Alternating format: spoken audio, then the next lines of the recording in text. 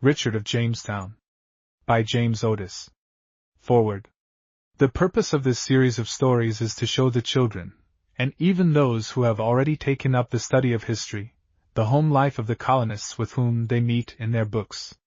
To this end every effort has been made to avoid anything savoring of romance, and to deal only with facts, so far as that is possible, while describing the daily life of those people who conquered the wilderness whether for conscience sake or for gain. That the stories may appeal more directly to the children, they are told from the viewpoint of a child, and purport to have been related by a child. Should any criticism be made regarding the seeming neglect to mention important historical facts, the answer would be that these books are not sent out as histories, although it is believed that they will awaken a desire to learn more of the building of the nation, and only such incidents as would be particularly noted by a child are used. Surely it is entertaining as well as instructive for young people to read of the toil and privations in the homes of those who came into a new world to build up a country for themselves, and such homely facts are not to be found in the real histories of our land. James Otis. Who I am? Yes, my name is Richard Mutton. Sounds rather queer, doesn't it? The lads in London town used to vex me sorely by calling, "Bah, bah, black sheep," whenever I passed them. And yet he who may find the name Richard Mutton written in the list of those who were sent to Virginia, in the New World, by the London Company, on the 19th day of December, in the year of our Lord, 1606. Whosoever may chance to read what I am here setting down, will, perhaps, ask how it happened that a lad only 10 years of age was allowed to sail for that New World in company with such a band of adventurous men as headed the enterprise. Therefore it is that I must tell a certain portion of the story of my life, for the better understanding of how I came to be in this fair, wild, savage beset land of Virginia. Yet I was not the only boy who sailed in the Susan Constant, as you may see by turning to the list of names, which is under the care, even to this day, of the London Company, for there you will find written in clerkly hand the names Samuel Collier, Nathaniel Peacock, James Brumfield, and Richard Mutton. Nathaniel Peacock has declared more than once that my name comes last in the company at the very end of all, because I was not a full-grown mutton, but only large enough to be called a sheep's tail, and therefore should be hung on behind, as is shown by the list. The reason of my being in this country of Virginia at so young an age is directly concerned with that brave soldier and wondrous adventurer, Captain John Smith, of whom I make no doubt the people in this new world, when the land has been covered with towns and villages, will come to know right well, for of a truth he is a wonderful man. In the 6th month of grace, 1606, I was living as best I might in that great city of London, which is as much a wilderness of houses, as this country is a wilderness of trees. My father was a soldier of fortune, which means that he stood ready to do battle in behalf of whatsoever nation he believed was in the right, or, perhaps, on the side of those people who would pay him the most money for risking his life. He had fought with the Dutch soldiers under command of one Captain Miles Standish, an Englishman of renown among men of arms, and had been killed. My mother died less than a week before the news was brought that my father had been shot to death. Not then fully understanding how great a disaster it is to a young lad when he loses father or mother, and how yet more sad is his lot when he has lost both parents, I made shift to live as best I might with a sore heart, but yet not so sore as if I had known the full extent of the misfortune which had overtaken me. At first it was an easy matter for me to get food at the home of this lad, or of that, among my acquaintances, sleeping wherever night overtook me, but finally, when mayhap 3 months had gone by, my welcome was worn threadbare, and I was told by more than one, that a hulking lad of 10 years should have more pride than to beg his way from door to door.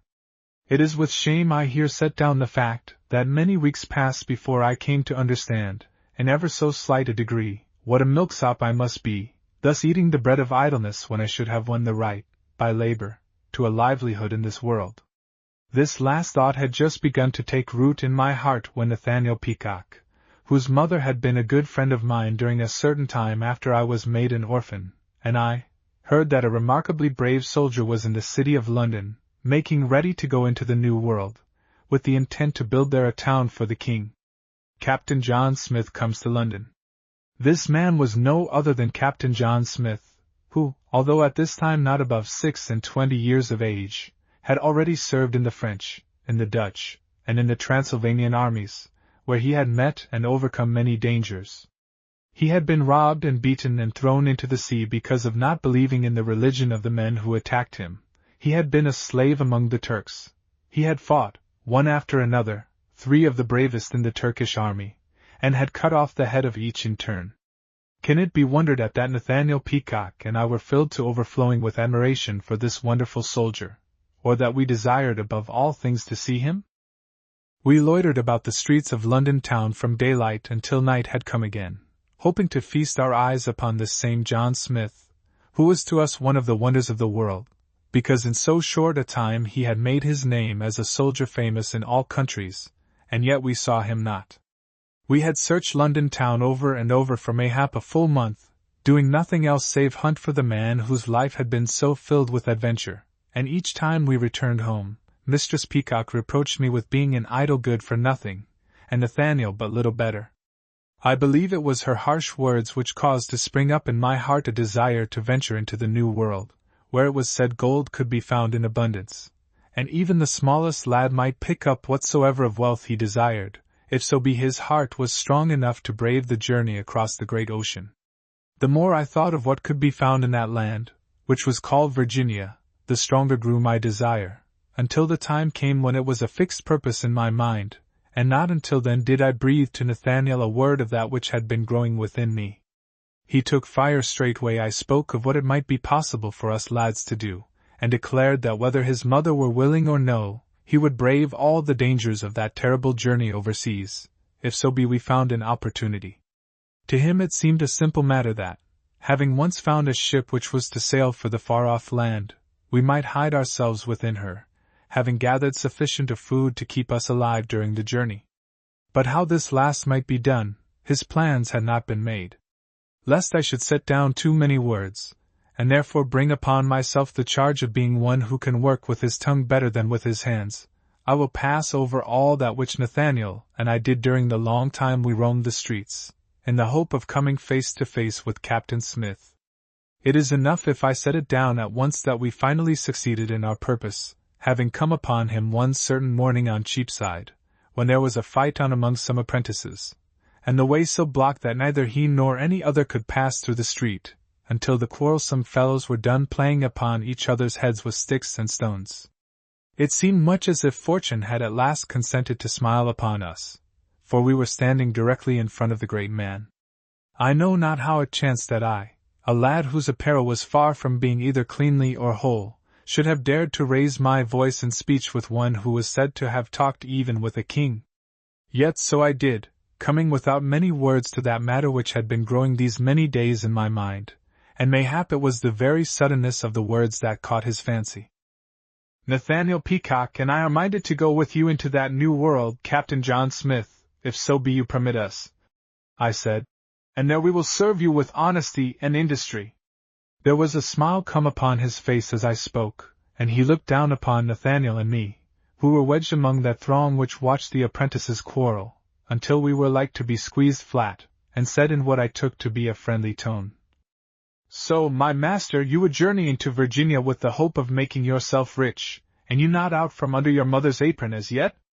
"I have no mother to wear an apron, Captain Smith, nor father to say I may go there or shall come here, but yet would serve you as keenly as might any man, save mayhap my strength, which will increase, be not so great as would be found in those older." Whether this valiant soldier was pleased with my words, or if in good truth boys were needed in the enterprise, I cannot say, but certain it is he spoke me fairly, writing down upon a piece of paper, which he tore from his tablets, the name of the street in which he had lodgings, and asking, as he handed it to me, if I could read. Now it was that I gave silent thanks, because of what had seemed to me a hardship when my mother forced me to spend so many hours each day in learning to use a quill, until I was able to write a clerkly hand. It seemed to please this great soldier that I could do what few of the lads in that day had been taught to master, and without further ado, he said to me boldly, "You shall journey into Virginia with me, an it please you, lad. What is more, I will take upon myself the charge of outfitting you, and time shall tell whether you have enough of manliness in you to repay me the cost." Then it was that Nathaniel raised his voice. But the captain gave him no satisfaction, declaring it was the duty of a true lad to stand by his mother, and that he would lend his aid to none who had a home, and in it those who cared for him. I could have talked with this brave soldier until the night had come, and would never have wearied of asking concerning what might be found in that new world of Virginia. But it so chanced that when the business was thus far advanced, the apprentices were done with striving to break each other's heads, and Captain Smith, bidding me come to his house next morning, went his way. The plans of the London Company. Then it was that Nathaniel declared he also would go on the voyage to Virginia, whether it pleased Captain Smith or no, and I, who should have set my face against his running away from home, spoke no word to oppose him, because it would please me to have him as comrade. After this I went more than once to the house where Captain Smith lodged, and learned very much concerning what it was proposed to do toward building a town in the New World. Both Nathaniel and I had believed it was the king who counted to send all these people overseas, but I learned from my new master that a company of London merchants was in charge of the enterprise, these merchants believing much profit might come to them in the way of getting gold. The whole business was to be under the control of Captain Bartholomew Gosnold, who, it was said, had already made one voyage to the New World, and had brought back word that it was a goodly place in which to settle and to build up towns. The one chosen to act as admiral of the fleet, for there were to be 3 ships instead of 1, as I had fancied, was Captain Christopher Newport, a man who had no little fame as a seaman. In due time, as the preparations for the voyage were being forwarded, I was sent by my master into lodgings at Blackwell, just below London town, for the fleet lay nearby, and because it was understood by those in charge of the Adventure that I was in Captain Smith's service, no hindrance was made to my going on board the vessels. The vessels of the fleet. These were 3 in number, as I have already said: the Constant, a ship of near to 100 tons in size, the Goodspeed, of 40 tons, and the Discovery, which was a pinnace of only 20 tons. And now, lest some who read what I have set down may not be acquainted with the words used by seamen, let me explain that the measurement of a vessel by tons means that she will fill so much space in the water. Now, in measuring a vessel, a ton is reckoned as 40 cubic feet of space. Therefore, when I say the Susan Constant was 100 tons in size, it is the same as if I had set down that she would carry 4,000 cubic feet of cargo. That he who reads may know what I mean by a pinnace, as differing from a ship, I can best make it plain by saying that such a craft is an open boat, wherein may be used sails or oars, and, as in the case of the Discovery, may have a deck over a certain portion of her length. That our pinnace was a vessel able to withstand such waves as would be met with in the ocean, can be believed when you remember that she was 1/2 the size of the Goodspeed, which we counted as ship. How I earned my passage. Captain Smith, my master, found plenty of work for me during the weeks before the fleet sailed. He had many matters to be set down in writing, and because of my mother's care in teaching me to use the quill, I was able, or so it seemed to me, to be of no little aid to him in those busy days, when it was as if he must do 2 or 3 things at the same time in order to bring his business to an end. I learned during that time to care very dearly for this valiant soldier, who could, when the fit was on him, be as tender and kind as a girl, and again, when he was crossed, as stern a man as one might find in all London town. Because of my labors, and it pleased me greatly that I could do somewhat toward forwarding the Adventure, I had no time in which to search for my friend, Nathaniel Peacock, although I did not cease to hope that he would try to find me. I had parted with him in the city, and he knew right well where I was going, yet, so far as I could learn, he had never come to Blackwell.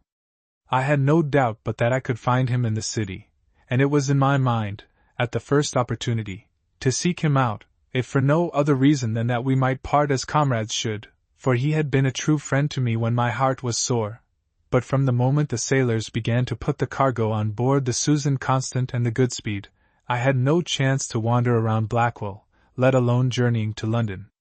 Then came the 20th of December, when we were to set sail, and great was the rejoicing among the people, who believed that we would soon build up a city in the New World, which would be of great wealth and advantage to those in England.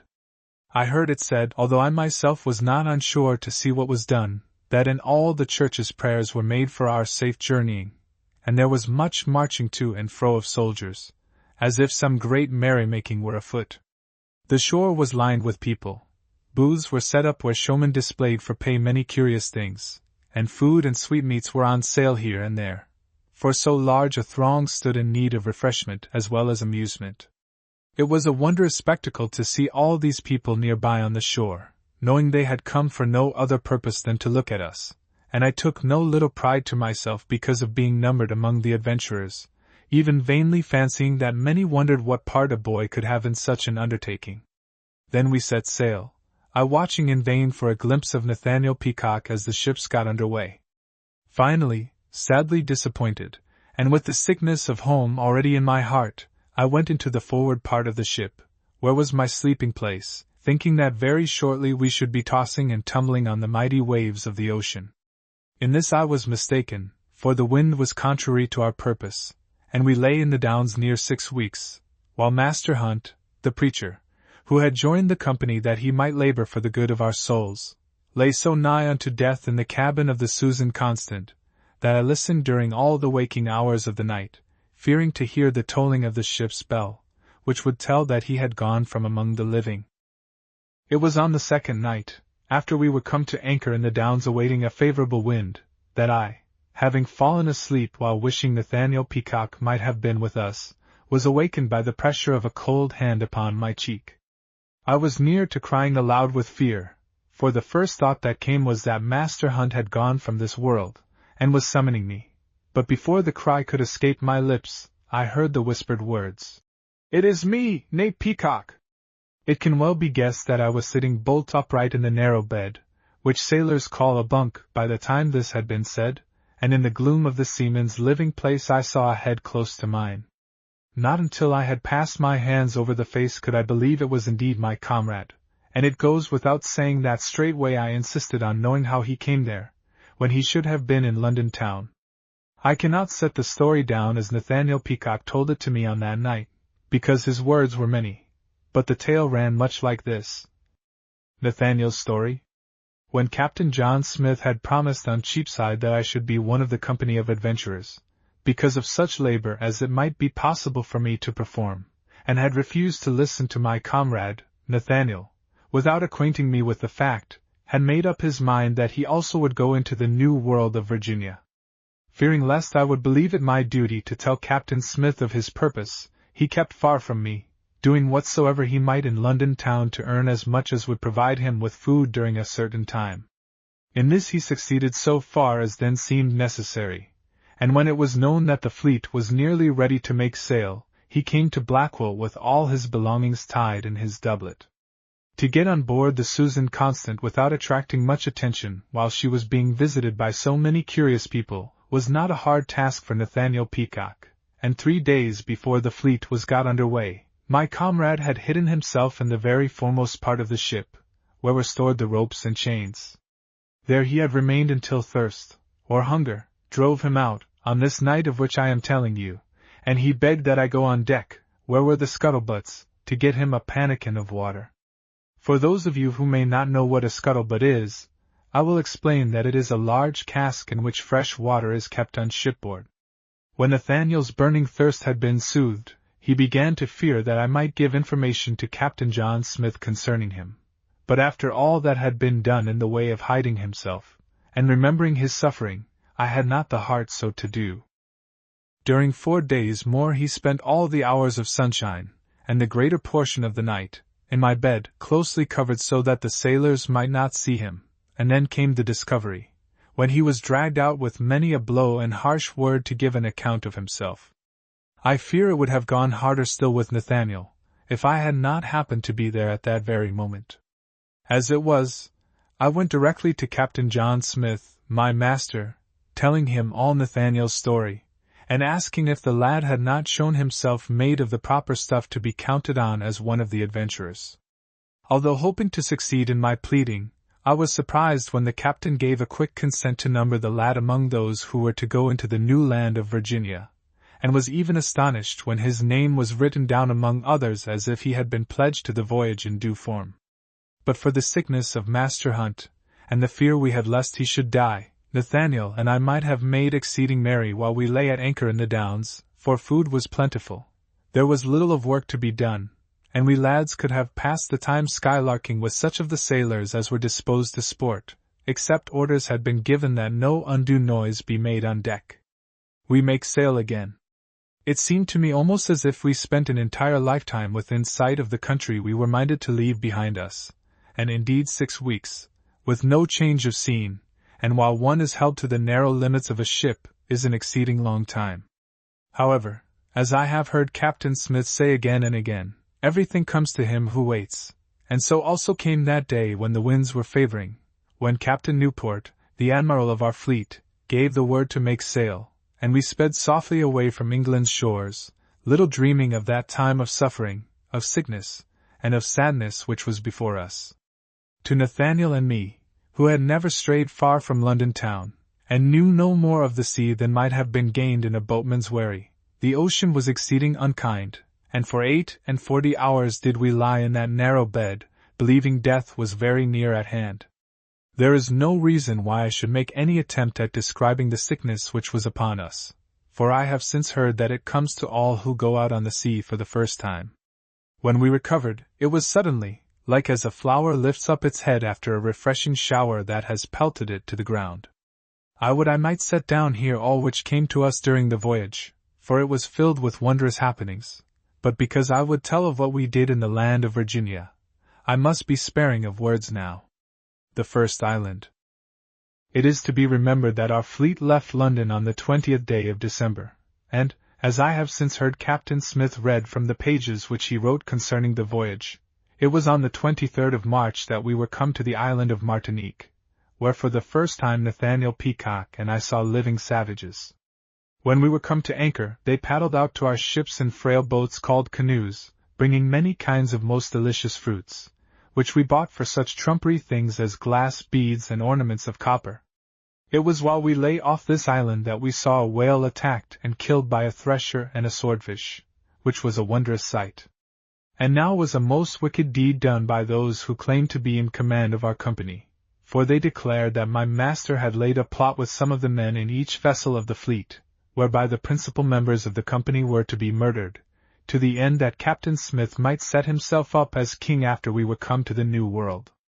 All this was untrue, as I knew full well, having aided him in such work as a real clerk would have done, and had there been a plot, I must have found some inkling of it in one of the many papers I read aloud to him, or copied down on other sheets that the work of the quill might be more pleasing to the eye.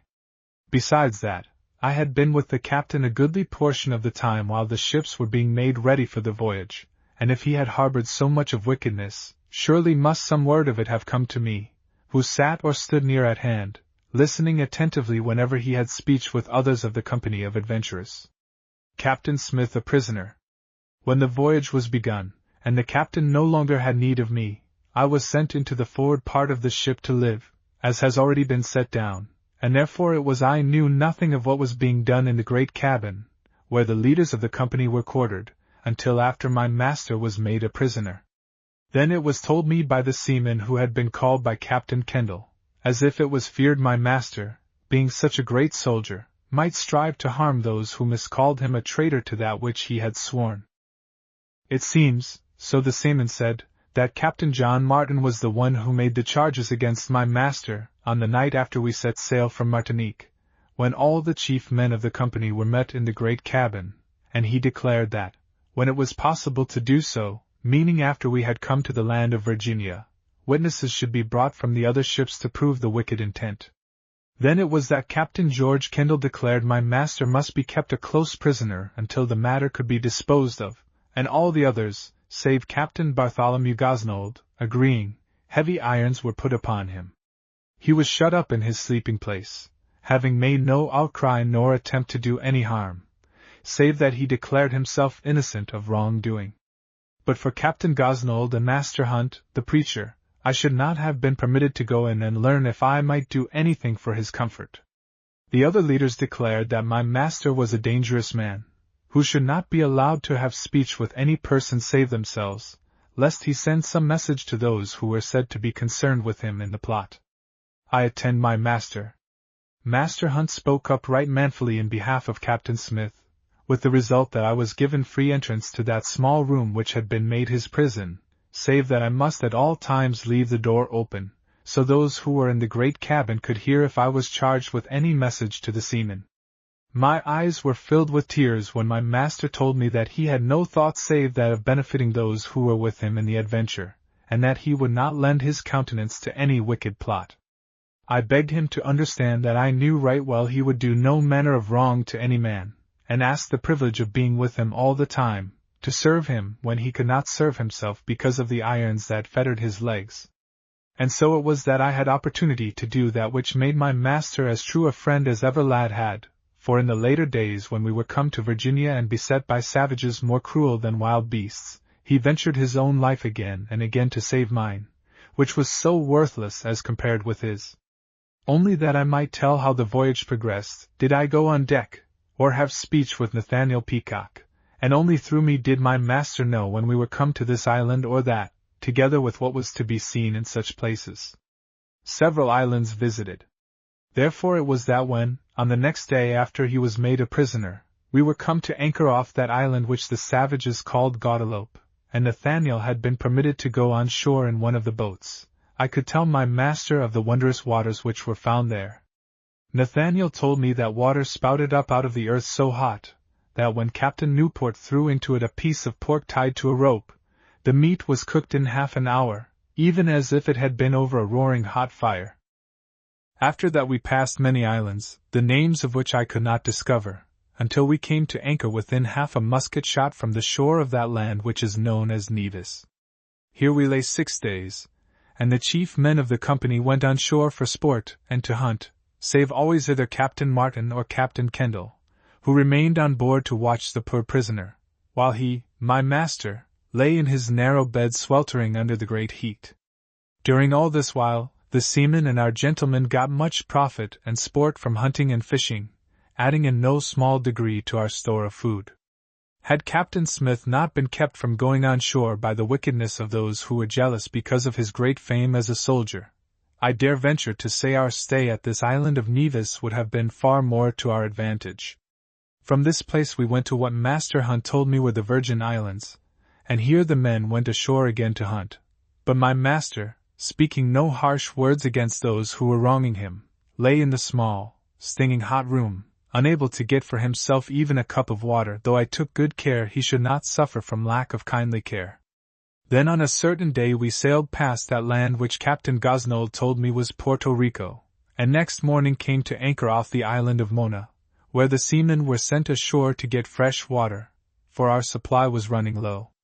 Captain Newport, and many of the other gentlemen, went on shore to hunt, and so great was the heat that Master Edward Brooks fell down dead, one of the sailors telling Nathaniel that the poor man's fat was melted until he could no longer live. But Captain Smith, who knows more concerning such matters than all this company rolled into one, save I might except Master Hunt, declared that the fat of a live person does not melt, however great the heat. It is the sun shining too fiercely on one's head that brings about death, and thus it was that Master Brooks died. A variety of wild game. Our gentlemen who had the heart to make prisoner of so honest, upright a man as my master, did not cease their sport because of what had befallen Master Brooks, but continued at the hunting until they had brought down 2 wild boars and also an animal fashion like unto nothing I had ever seen before. It was something after the manner of a serpent, but speckled on the stomach as is a toad, and Captain Smith believed the true name of it to be iguana, the like of which he says that he has often seen in other countries and that its flesh makes very good eating. If any one save Captain Smith had said this, I should have found it hard to believe him, and as it was I was glad my belief was not put to the test. 2 days afterward we were come to an island which Master Hunt says is known to seamen as Monica, and there it was that Nathaniel went on shore in one of the boats, coming back at night to tell me a most wondrous story. He declared that the birds and their eggs were so plentiful that the whole island was covered with them, that one could not set down his foot, save upon eggs, or birds sitting on their nests, some of which could hardly be driven away even with blows, and when they rose in the air, the noise made by their wings was so great as to deafen a person. Our seamen loaded 2 boats full of the eggs in 3 hours, and all in the fleet feasted for several days on such as had not yet been spoiled by the warmth of the birds' bodies. It was on the next day that we left behind us those islands which Captain Smith told me were the West Indies, and the seaman who stood at the helm when I came on deck to get water for my master said we were steering a northerly course, which would soon bring us to the land of Virginia. The tempest. On that very night, however, such a tempest of wind and of rain came upon us that I was not the only one who believed the Susan Constant must be crushed like an eggshell under the great mountains of water which at times rolled completely over her, so flooding the decks that but few could venture out to do whatsoever of work was needed to keep the ship afloat. After this fierce tempest, when the Lord permitted that even our pinnace should ride in safety, it was believed that we were come near to the New World, and by day and by night the seamen stood at the rail, throwing the lead every few minutes in order to discover if we were venturing into shoal water. Nathaniel and I used to stand by watching them, and wishing that we might be allowed to throw the line, but never quite getting up our courage to say so, knowing full well we should probably make a tangle of it. The new country sighted. As Master George Percy has set down in the writings which I have copied for him since we came to Virginia, it was on the 26th day of April, in the year of our Lord 1607, at about 4 o'clock in the morning, when we were come within sight of that land where were to be built homes, not only for our company of 105, counting the boys, but for all who should come after us. It was while the ship lay off the land, her decks crowded with our company who fain would get the first clear view of that country in which they were to live, if the savages permitted, that I asked my master who among the gentlemen of the cabin was the leader in this adventure. To my surprise he told me that it was not yet known. The London Company had made an election of those among the gentlemen who should form the new government, and had written down the names, together with instructions as to what should be done. But this writing was enclosed in a box which was not to be opened until we had come to the end of our voyage. The leader not known. There could be no doubt but that Captain Kendall and Captain Martin both believed that when the will of the London Company was made known, it would be found they stood in high command. But there was in my heart a great hope that my master might have been named. Yet when I put the matter to him in so many words, he treated the matter lightly, saying it could hardly be, else they had not dared to treat him thus shamefully. However, it was soon to be known, if the commands of the London Company were obeyed, for now we had come to this new land of Virginia, and the time was near at hand when would be opened the box containing the names of those who were to be officers in the town we hoped soon to build. As for myself, I was so excited it seemed impossible to remain quiet many seconds in one place, and I fear that my duties, which consisted only in waiting upon the prisoner, my master, were sadly neglected because of the anxiety in my mind to know who the merchants in London had named as rulers of the settlement about to be made in the New World.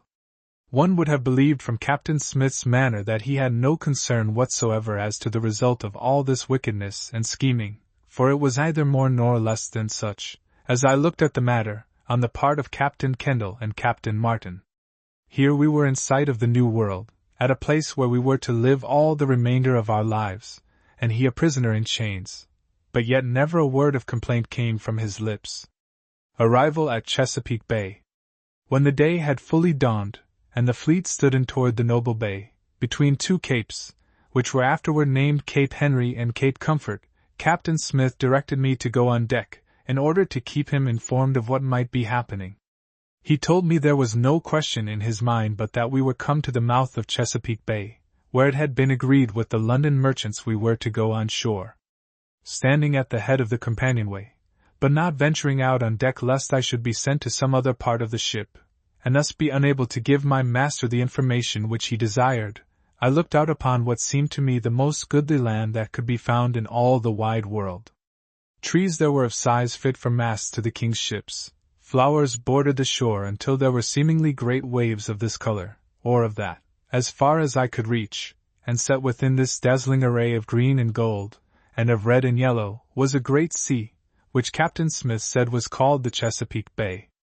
We entered for some distance, mayhap 3 or 4 miles, before coming to anchor, and then Master Wingfield, Captain Gosnold, and Captain Newport went on shore with a party of 30, made up of seamen and gentlemen, and my master, who had not so much as stretched his legs since we sailed from Martinique, was left in his narrow cabin with none but me to care for him. I had thought they would open the box containing the instructions from London, before doing anything else. But Captain Smith was of the mind that such business could wait until they had explored sufficiently to find a place where the new town might be built. It was a long, weary, anxious day for me. The party had left the ship in the morning, remaining absent until nightfall, and at least 4 or 5 times every hour did I run up from the cabin to gaze shoreward in the hope of seeing them return, for I was most eager to have the business pushed forward, and to know whether my master's enemies were given, by the London Company, permission to do whatsoever they pleased. An attack by the savages. Just after sunset, and before the darkness of night closed in, those who had been on shore came back very hurriedly and in disorder, bringing with them in the foremost boat 2 wounded men. "They have had a battle with someone, master," I reported, before yet the boats were come alongside, and for the first time that day did Captain Smith appear to be deeply concerned. I heard him say as if to himself, not intending that the words should reach me, "Lack of caution in dealing with the savages is like to cost us dearly." Half an hour later I heard all the story from Nathaniel Peacock, who had believed himself fortunate when he was allowed to accompany the party on shore. According to his account, the company from the fleet roamed over much of the land during the day, finding fair meadows and goodly trees, with streams of fresh water here and there bespeaking fish in abundance. Nothing was seen or heard to disturb our people until the signal had been given for all to go on board the boats, that they might return to the ships, and then it was that a number of naked brown men, creeping upon their hands and knees like animals, with bows and arrows held between their teeth, came out suddenly from amid the foliage to the number, as Nathaniel declared, of not less than 100. While the white men stood dismayed, awaiting some order from those who chose to call themselves leaders, the savages shot a multitude of arrows into the midst of the company, wounding Captain Gabriel Archer in both his hands, and dangerously hurting one of the seamen. Captain Gosnold gave command for the firearms to be discharged, whereupon the savages disappeared suddenly, and without delay our people returned to the fleet, reading the London Company's orders. An hour later, when those who had just come from the shore had been refreshed with food, I noted with much of anxiety that all the gentlemen of the company, not only such as belonged on board the Susan Constant, but those from the Speedwell, gathered in the great cabin of our ship, and, looking out ever so cautiously, while the door of Captain Smith's room was ajar, I saw them gather around the big table on which, as if it were something of greatest value, was placed a box made of some dark-colored wood. It was Master Hunt who opened this, and taking out a paper, he read in a voice so loud that even my master, as he lay in his narrow bed, could hear the names of those who were chosen by the London Company to form the council for the government of the new land of Virginia. These are the names as he read them: Bartholomew Gosnold, Edward Wingfield, Christopher Newport, John Smith, John Ratcliffe, John Martin and George Kendall. My heart seemingly leaped into my throat with triumph when I thus heard the name of my master among those who were to stand as leaders of the company, and so excited had I become that which Master Hunt read from the remainder of the paper failed to attract my attention. I learned afterward, however, that among the rules governing the actions of this council was one that a president should be chosen each year, and that matters of moment were to be determined by vote of the council, in which the president might cast 2 ballots.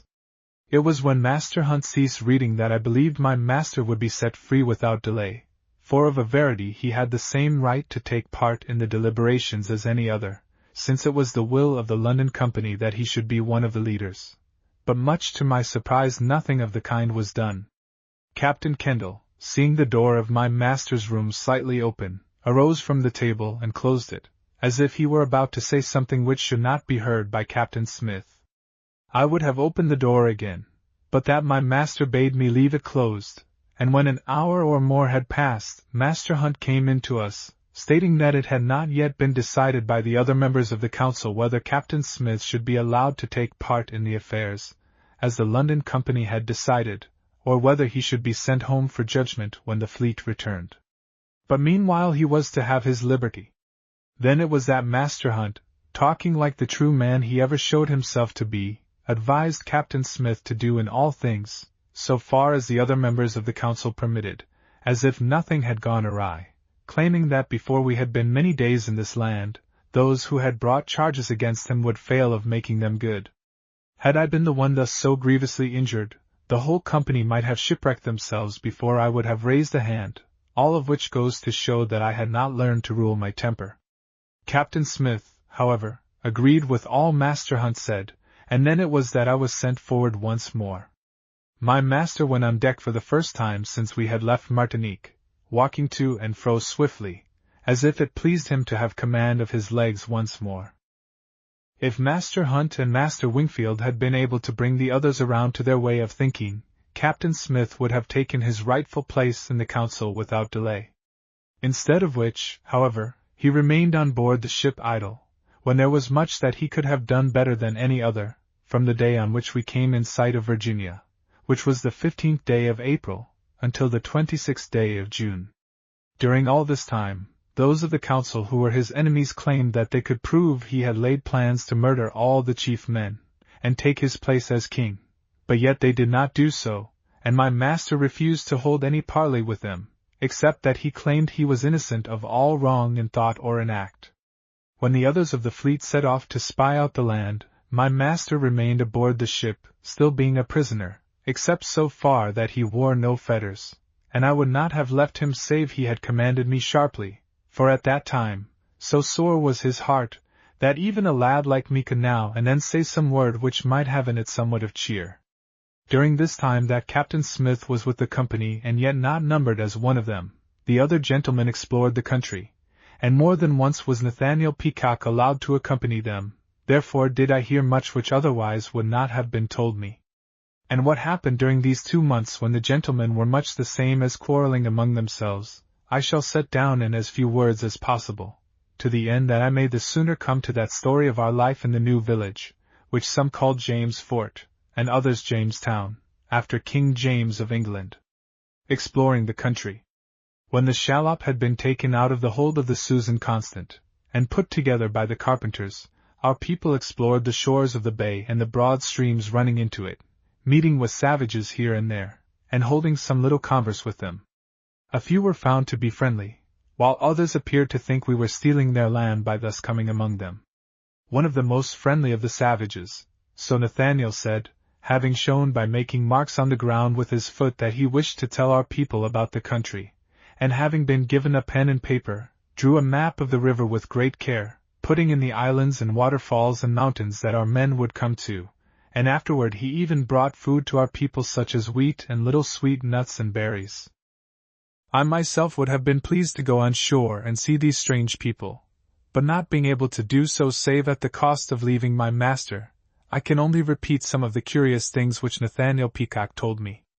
It must be known that there was more than one nation, or tribe, of savages in this new land of Virginia, and each had its king or chief, who was called the Werowance. I might set down the names of these tribes, and yet it would be so much labor lost, because they are more like fanciful than real words. As, for example, there were the Paspahes, whose Werowance was seemingly more friendly to our people than were the others. Again, there were the Rappahannock, who wore the legs of birds through holes in their ears, and had all the hair on the right side of their heads shaven closely. It gives them much pleasure to dance, so Nathaniel said, he having seen them jumping around more like so many wolves, rather than human beings, for the space of half an hour, shouting and singing all the while. All the Indians smoked an herb called tobacco, which grows abundantly in this land, and I have Nathaniel's word for it that one savage had a tobacco pipe nearly a yard long, with the device of a deer carved at the great end of it big enough to dash out one's brains with. There is very much more which might be said about these savages that would be of interest, but I am minded now to leave such stories for others to tell, and come to the day when Captain Newport was ready to sail with the Susan Constant and the Goodspeed back to England, for his share in the adventure was only to bring us over from England, after which he had agreed to return. The pinnace was to be left behind for the use of us who remained in the strange land. Before this time, meaning the 13th day of May, the members of the council had decided upon the place where we were to build our village. It was to be in the country of the Paspahegh Indians, At a certain spot near the shore where the water runs so deep that our ships can lie moored to the trees in 6 fathoms. The people land from the ships. Then it was that all the people went on shore, some to set up the tents of cloth which we had brought with us to serve as shelters before houses could be built, others to lay out a fort, which it was needed should be made as early as possible because of the savages, and yet a certain other number being told off to stand guard against the brown men, who had already shown that they could be most dangerous enemies. My master went ashore, as a matter of course, with the others, I sticking close to his side, but neither of us taking any part in the work which had been begun, because the charges of wickedness were still hanging over his head.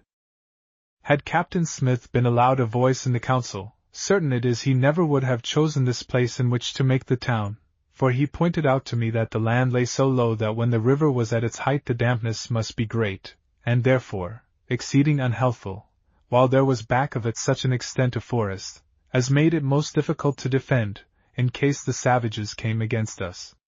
Captain Smith aided me in building for ourselves a hut in front of an overhanging rock, with the branches of trees. It was a poor shelter at the best, but he declared it would serve us until such time as he was given his rightful place among the people, or had been sent back a prisoner to England. Captain Smith proven innocent. This served us as a living place for many days,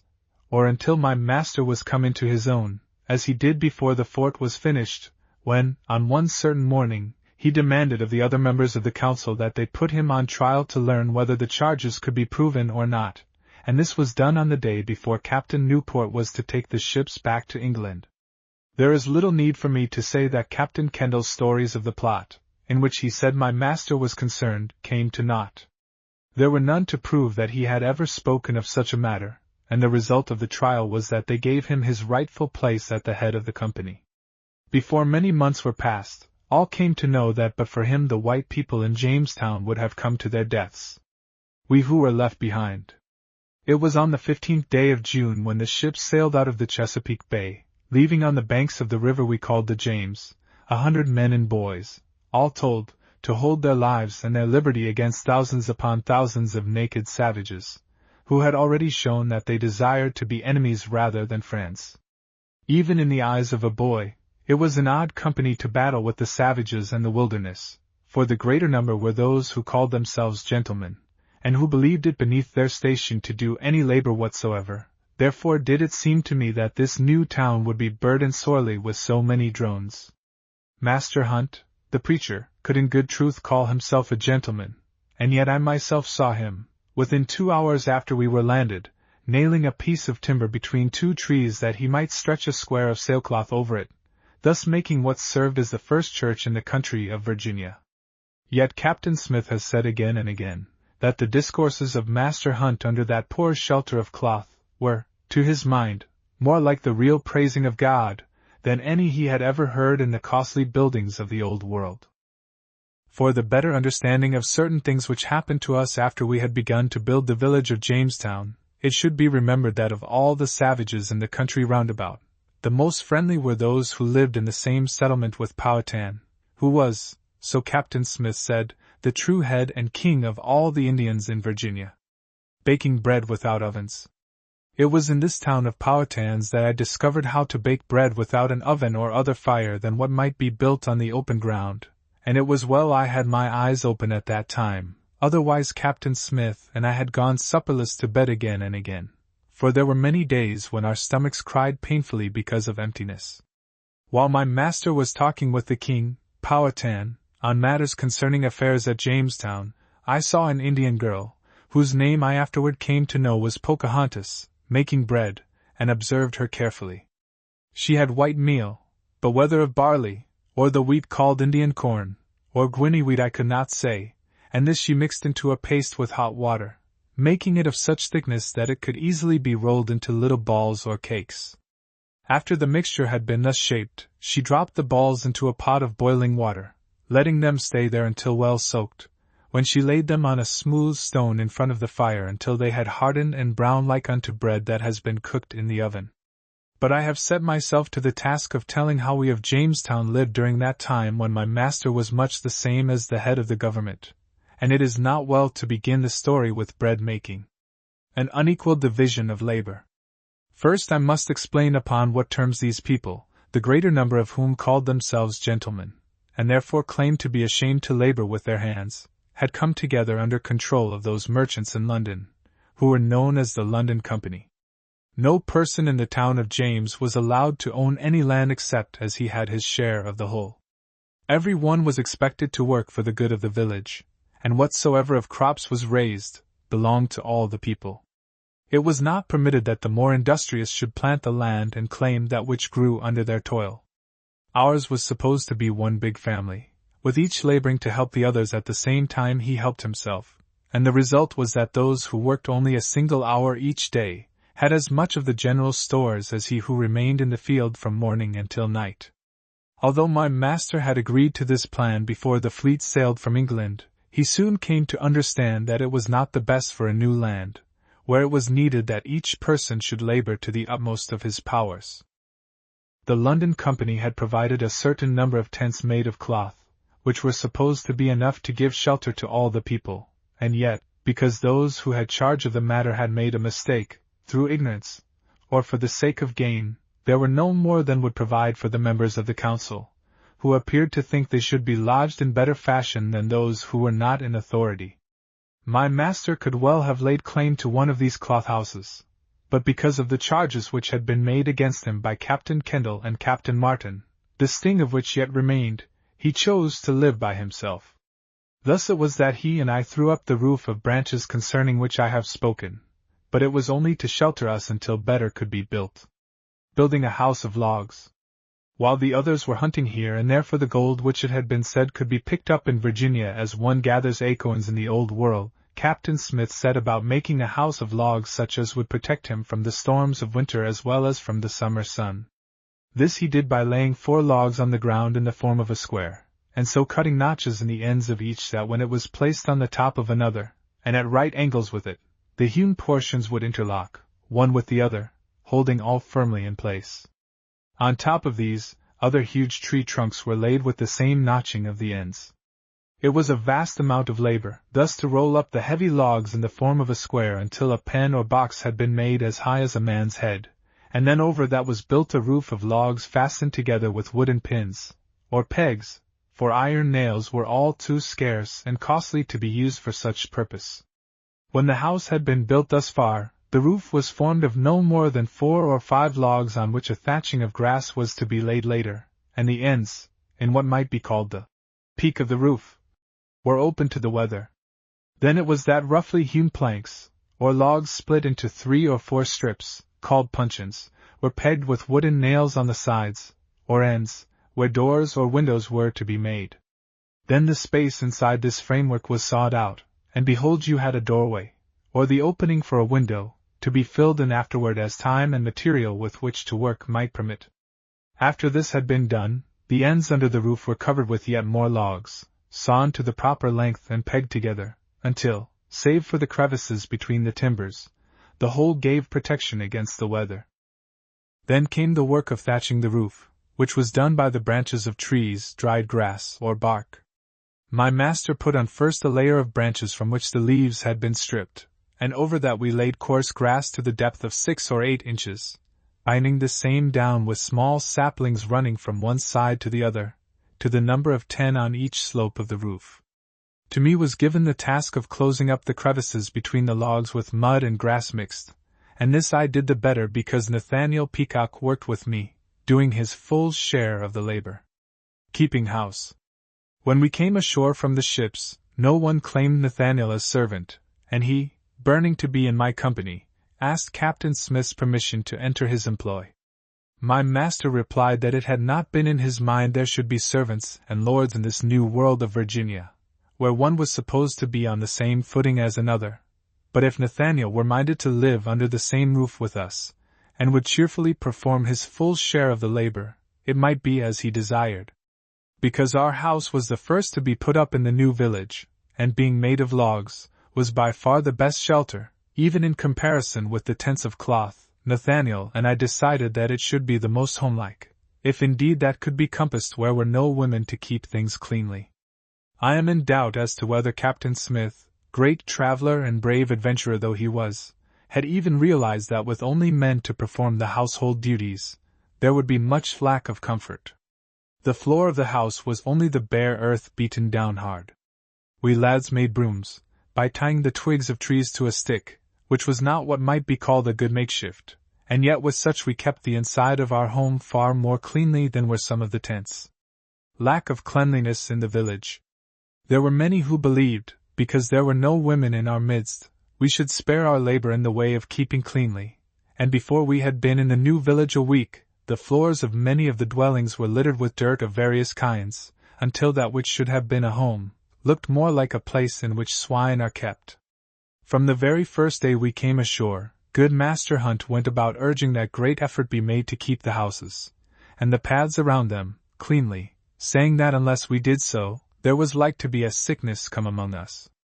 With some his preaching did good, but by far the greater number, and these chiefly to be found among the self-called gentlemen, gave no heed. It was as if these lazy ones delighted in filth. Again and again have I seen one or another throw the scrapings of the trencher bowls just outside the door of the tent or hut, where those who came or went must of a necessity tread upon them, and one need not struggle hard to realize what soon was the condition of the village. After a heavy shower many of the paths were covered ankle-deep with filth of all kinds, and when the sun shone warm and bright, the stench was too horrible to be described by ordinary words. Cave homes. There were other kinds of homes, and quite a number of them, that were made neither of cloth nor of logs. These were holes dug in the side of small hillocks until a sleeping room had been made, when the front part was covered with brush or logs, built outward from the hill to form a kitchen. During a storm these cave homes were damp, oftentimes actually muddy, and those who slept therein were but inviting the mortal sickness that came all too soon among us, until it was as if the angel of death had taken possession of Jamestown. Captain Smith said everything he could to persuade these people, who were content to live in a hole in the ground, that they were little better than beasts of the field. But so long as the foolish ones continued to believe this new world was much the same as filled with gold and silver, so long they wasted their time searching. The golden fever. But for this golden fever, which attacked the gentlemen more fiercely than it did the common people, the story of Jamestown would not have been one of disaster brought about by willful heedlessness and stupidity. Again and again did Captain Smith urge that crops be planted, while it was yet time, in order that there might be food at hand when the winter came, but he had not yet been allowed to take his place in the council, and those who had the thirst for gold strong upon them, taunted him with the fact that he had no right to raise his voice above the meanest of the company. They refused to listen when he would have spoken with them as a friend, and laughed him to scorn when he begged that they take heed to their own lives. I cannot understand why our people were so crazy. Even though Nathaniel and I were but lads, with no experience of adventure such as was before us, we could realize that unless a man plants he may not reap, and because we had been hungry many a time in London town, we knew full well that when the season had passed there was like to be a famine among us. I can well understand, now that I am a man grown, why our people were so careless regarding the future, for everywhere around us was food in plenty. Huge flocks of wild swans circled above our heads, trumpeting the warning that winter would come before gold could be found. Wild geese, cleaving the air in wedge-shaped line, honked harshly that the season for gathering stores of food was passing, while at times, on a dull morning, it was as if the waters of the bay were covered completely with ducks of many kinds. Ducks and oysters. I have heard Captain Smith say more than once that he had seen flocks of ducks a full mile wide and 5 or 6 miles long, wherein canvasbacks, mallard, widgeon, redheads, dotterel, sheldrake, and teals swam wing to wing, actually crowding each other.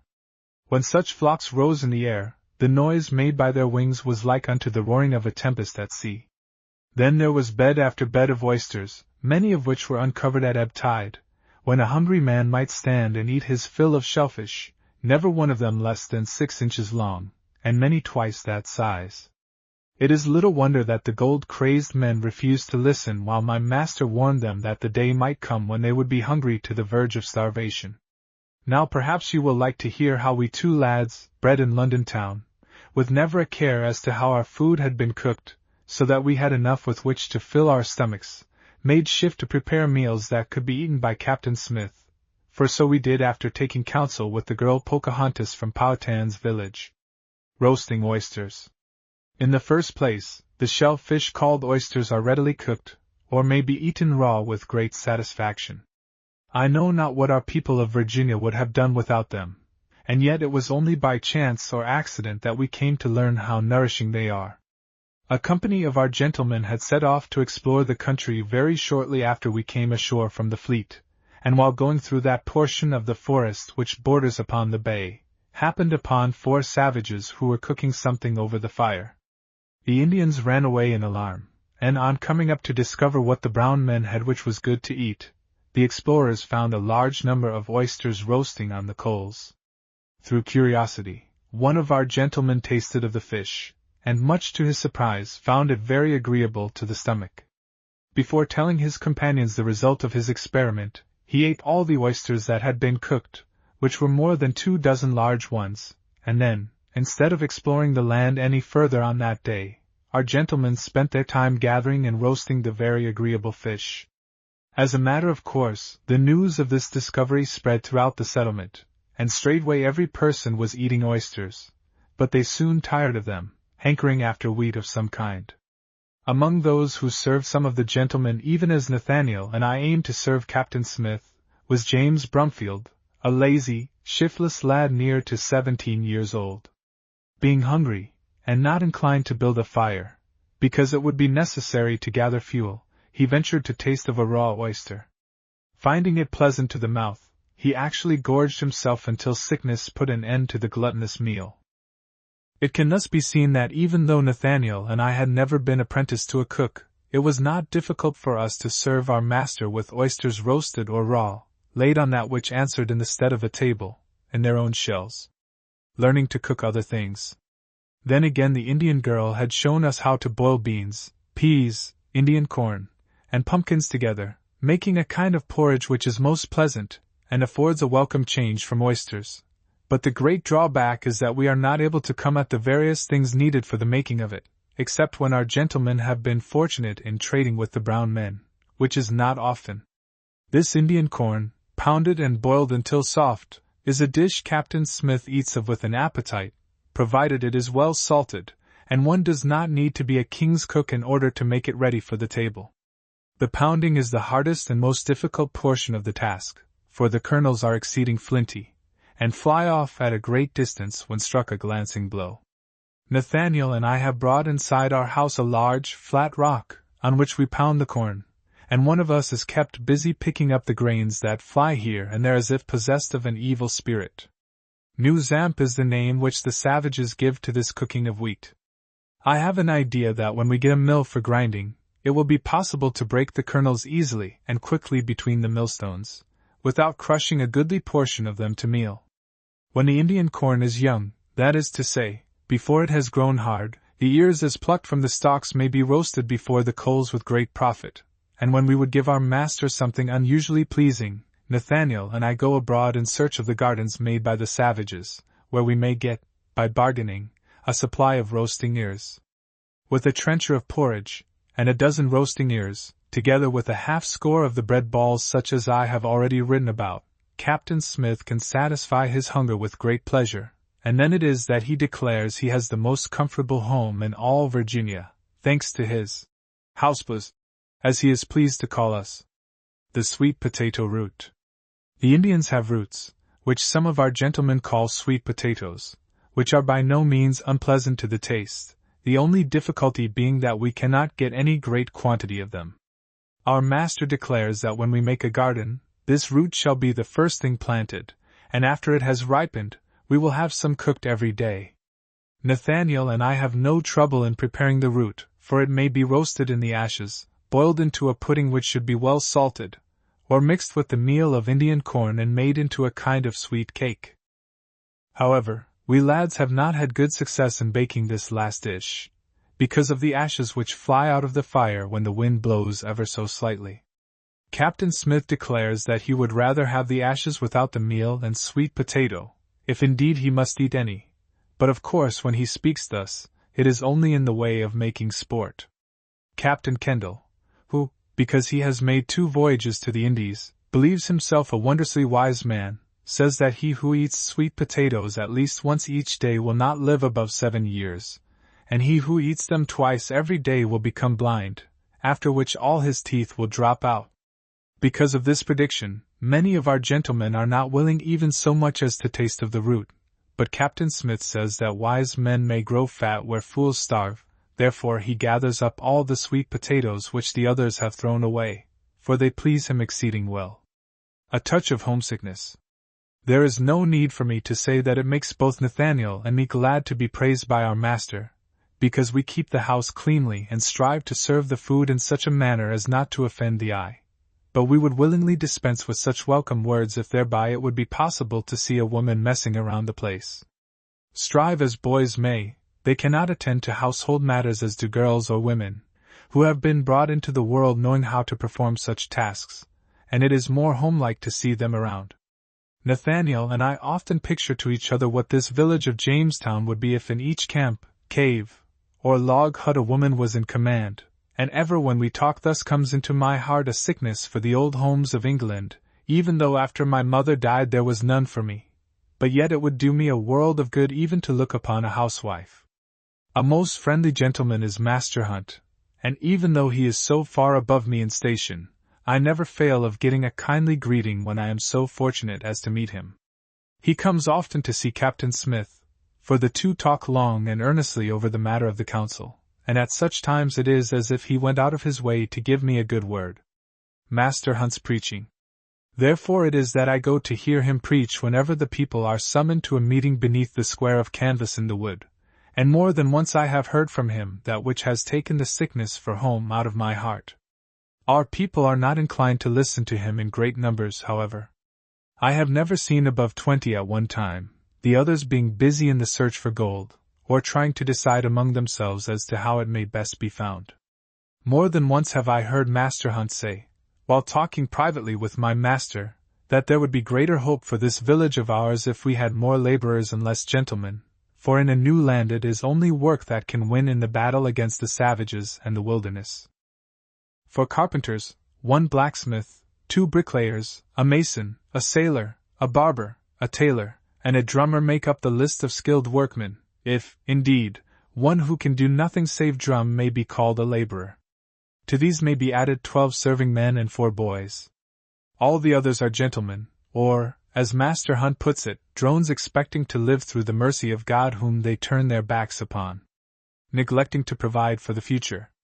The one thing which seemed most surprising to us lads, after Captain Smith had called it to our notice, was that these people, who knew there could be no question but that the winter would find them in Jamestown, when there could be either roasting ears, peas, beans, nor fowls of the air to be come at, made no provision for a harvest.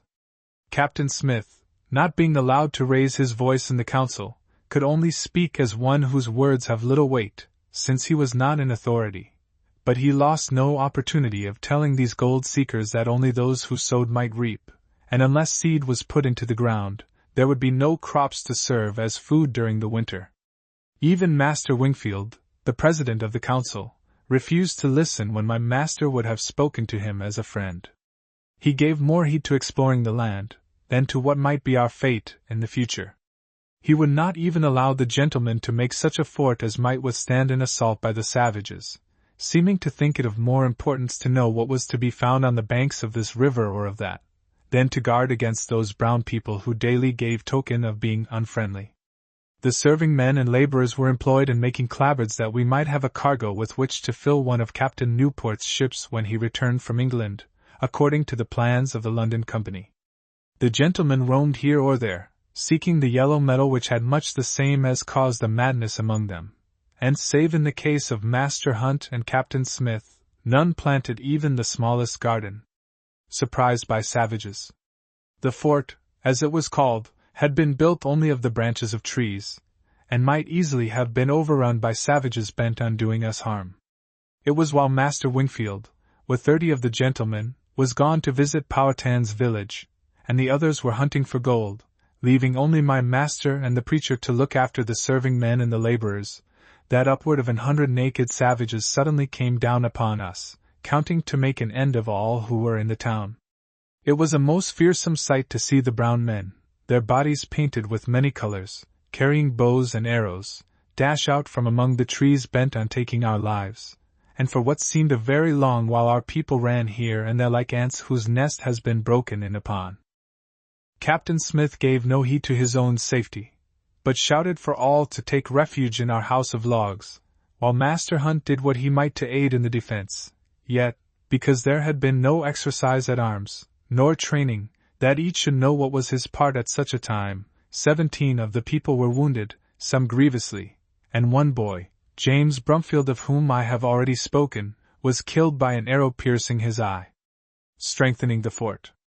Next day, when Master Wingfield and his following came in, none the better for having gone to Powhatan's village, all understood that it would have been wiser had they listened to my master when he counseled them to take exercise at arms, and straightway all the men were set about making a fort with a palisade, which last is the name for a fence built of logs set on end, side by side, in the ground,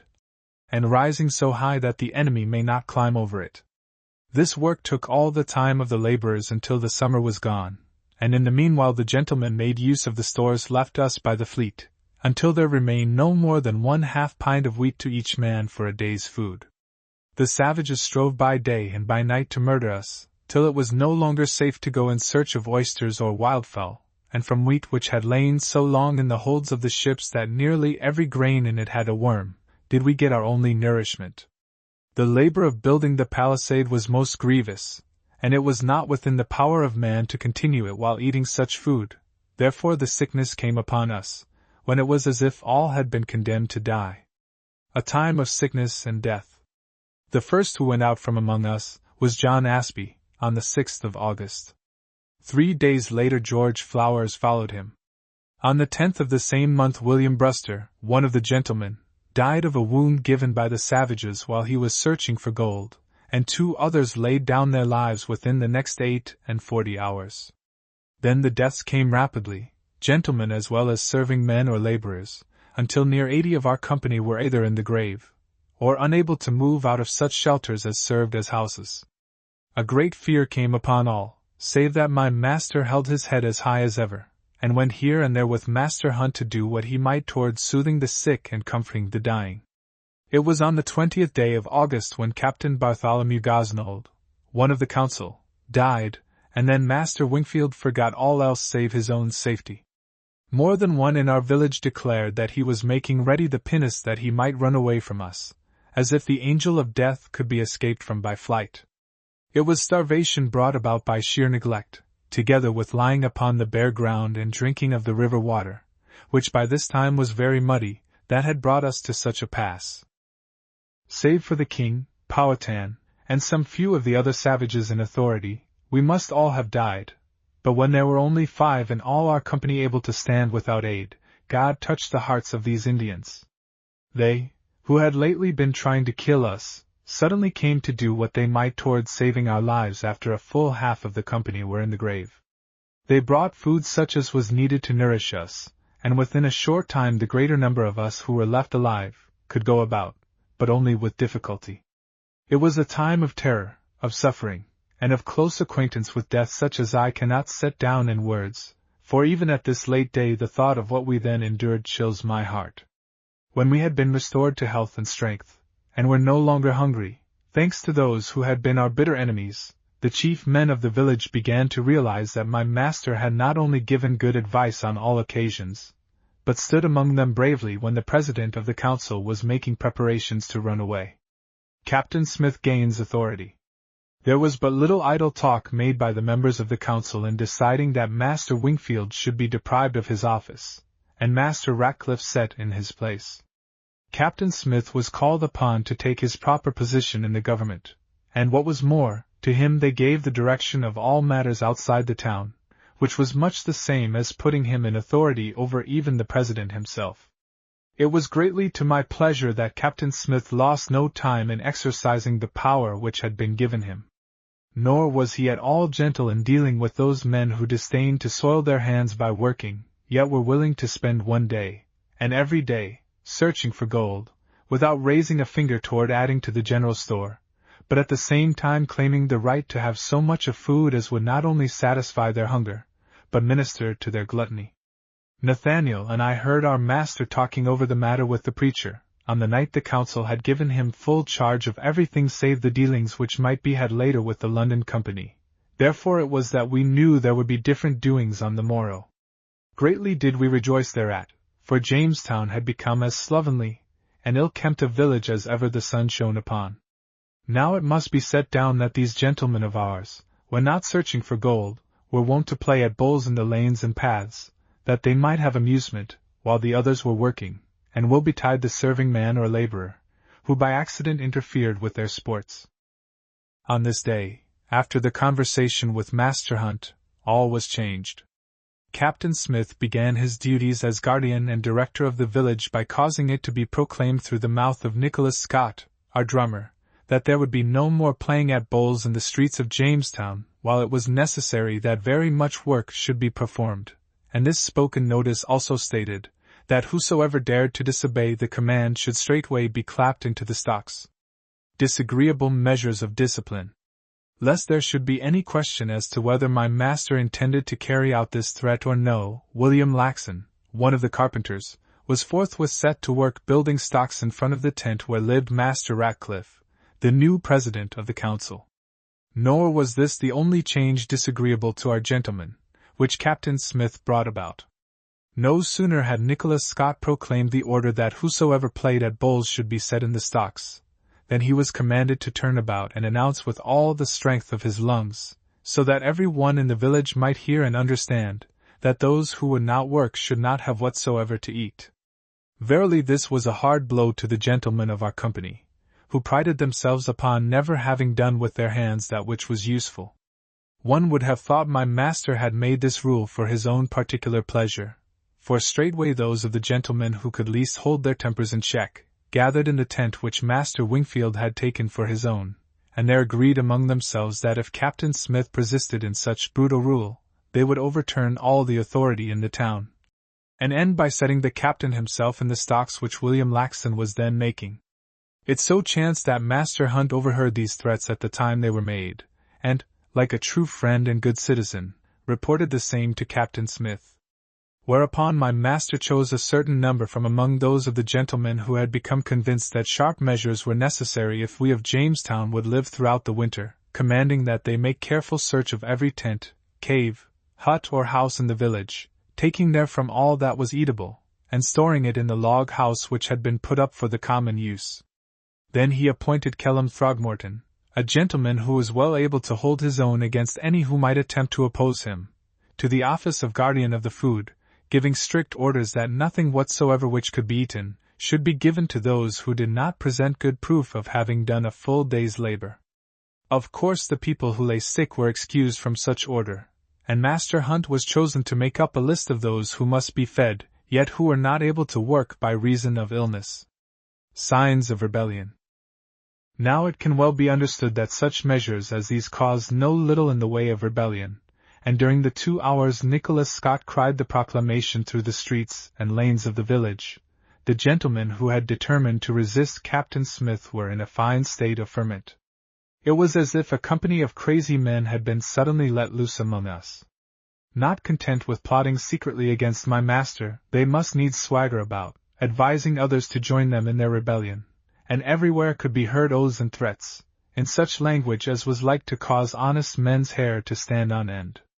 For a short time Nathaniel Peacock and I actually trembled with fear, believing the house of logs would be pulled down over our heads, for no less than a dozen of the so-called gentlemen were raging and storming outside, but disturbing Captain Smith not one whit. He sat there, furbishing his matchlock as if having nothing better with which to occupy the time, but, as can well be fancied, drinking in every word of mutiny which was uttered. Then, as if he would saunter out for a stroll, the captain left the house, which was much the same as inviting these disorderly ones to attack him, but they lacked the courage, for he went to the fort without being molested. The second proclamation. It seemed to me as if no more than half an hour had passed before Nicholas Scott was making another proclamation, and this time to the effect that whosoever, after that moment, was heard uttering profane words, should have a can full of cold water poured down his sleeve. On hearing this, the unruly ones laughed in derision and straightway began to shout forth such a volley of oaths as I had never heard during a drunken brawl in the streets of London. It was not long, however, that they were thus allowed to shame decent people. Down from the fort came Captain Smith, with 6 stout men behind him, and in a twinkling there was as hot a fight within 20 paces of Master Ratcliffe's tent as could be well imagined. And the result of it all was, much to the satisfaction of Nathaniel and myself, that every one of these men who had amused themselves by uttering the vilest of oaths, had a full can of the coldest water that could be procured, poured down the sleeve of his doublet. The method of doing it was comical, if one could forget how serious was the situation. 2 of my master's followers would pounce upon the fellow who was making the air blue with oaths, and throwing him to the ground, hold him there firmly while the 3rd raised his arm and carefully poured the water down the sleeve. Now you may fancy that this was not very harsh treatment, but I afterward heard those who had been thus punished say that they would choose 5 or 6 stout lashes on their backs, rather than take again such a dose as was dealt out on that day after John Smith was made captain and commander, or whatsoever you choose to call his office, in the village of Jamestown. Building a fortified village.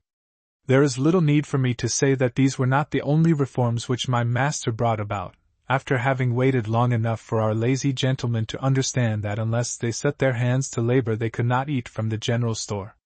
He straightway set these idle ones to work building houses, declaring that if the sickness which had come among us was to be checked, our people must no longer sleep upon the ground, or in caves where the moisture gathered all around them.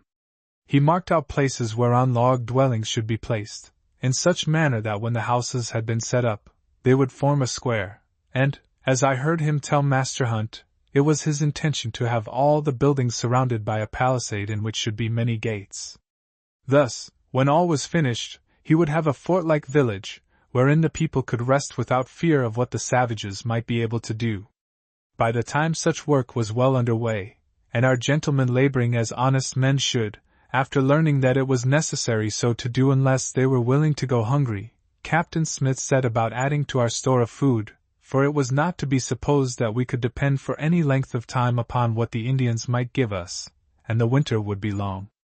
Trapping turkeys. The wild turkeys had appeared in the forest in great numbers, but few had been killed by our people because of the savages, many of whom were not to be trusted, even though the chiefs of 3 tribes professed to be friendly. It was this fact which had prevented us from doing much in the way of hunting. Now that we were in such stress for food, and since all had turned laborers, whether willingly or no, much in the way of provisions was needed. Captain Smith set about taking the turkeys as he did about most other matters, which is to say, that it was done in a thorough manner. Instead of being forced to spend at least 1 charge of powder for each fowl killed, he proposed that we trap them, and showed how it might be done, according to his belief. 4 men were told off to do the work, and they were kept busy cutting saplings and trimming them down until there was nothing left save poles from 15 to 20 feet long. Then, with these poles laid one above the other, a square pen was made, and at the top was a thatching of branches, so that no fowl larger than a pigeon might go through. From one side of this trap, or turkey pen, was dug a ditch perhaps 2 feet deep, and the same in width, running straightway into the thicket where the turkeys were in the custom of roosting, for a distance of 20 feet or more. This ditch was carried underneath the side of the pen, where was an opening hardly more than large enough for 1 turkey to pass through. Corn was scattered along the whole length of the ditch, and thus was the trap set. The turkeys, on finding the trail of corn, would follow hurriedly along, like the gluttons they are, with the idea of coming upon a larger horde, and thus pass through into the pen. Once inside they were trapped securely, for the wild turkey holds his head so high that he can never see the way out through a hole which is at a level with his feet. It was a most ingenious contrivance, and on the first morning after it had been set at night, we had 50 plump fellows securely caged, when it was only necessary to enter the trap by crawling through the top, and kill them at our leisure. It may be asked how we made shift to cook such a thing as a turkey, other than by boiling it in a kettle, and this can be told in very few words, for it was a simple matter after once you had become accustomed to it. a crude kind of chimney. First you must know, however, that when our houses of logs had been built, we had nothing with which to make a chimney such as one finds in London. We had no bricks, and although, mayhap, flat rocks might have been found enough for 2 or 3, there was no mortar in the whole land of Virginia with which to fasten them together. Therefore it was we were forced to build a chimney of logs, laying it up on the outside much as we had the house, but plentifully besmearing it with mud on the inside, and chinking the crevices with moss and clay. When this had been done, a hole was cut for the smoke, directly through the side of the house. The danger of setting the building on fire was great, but we strove to guard against it so much as possible by plastering a layer of mud over the wood, and by keeping careful watch when we had a roaring fire. Oftentimes were we forced to stop in the task of cooking, take all the vessels from the coals, and throw water upon the blazing logs.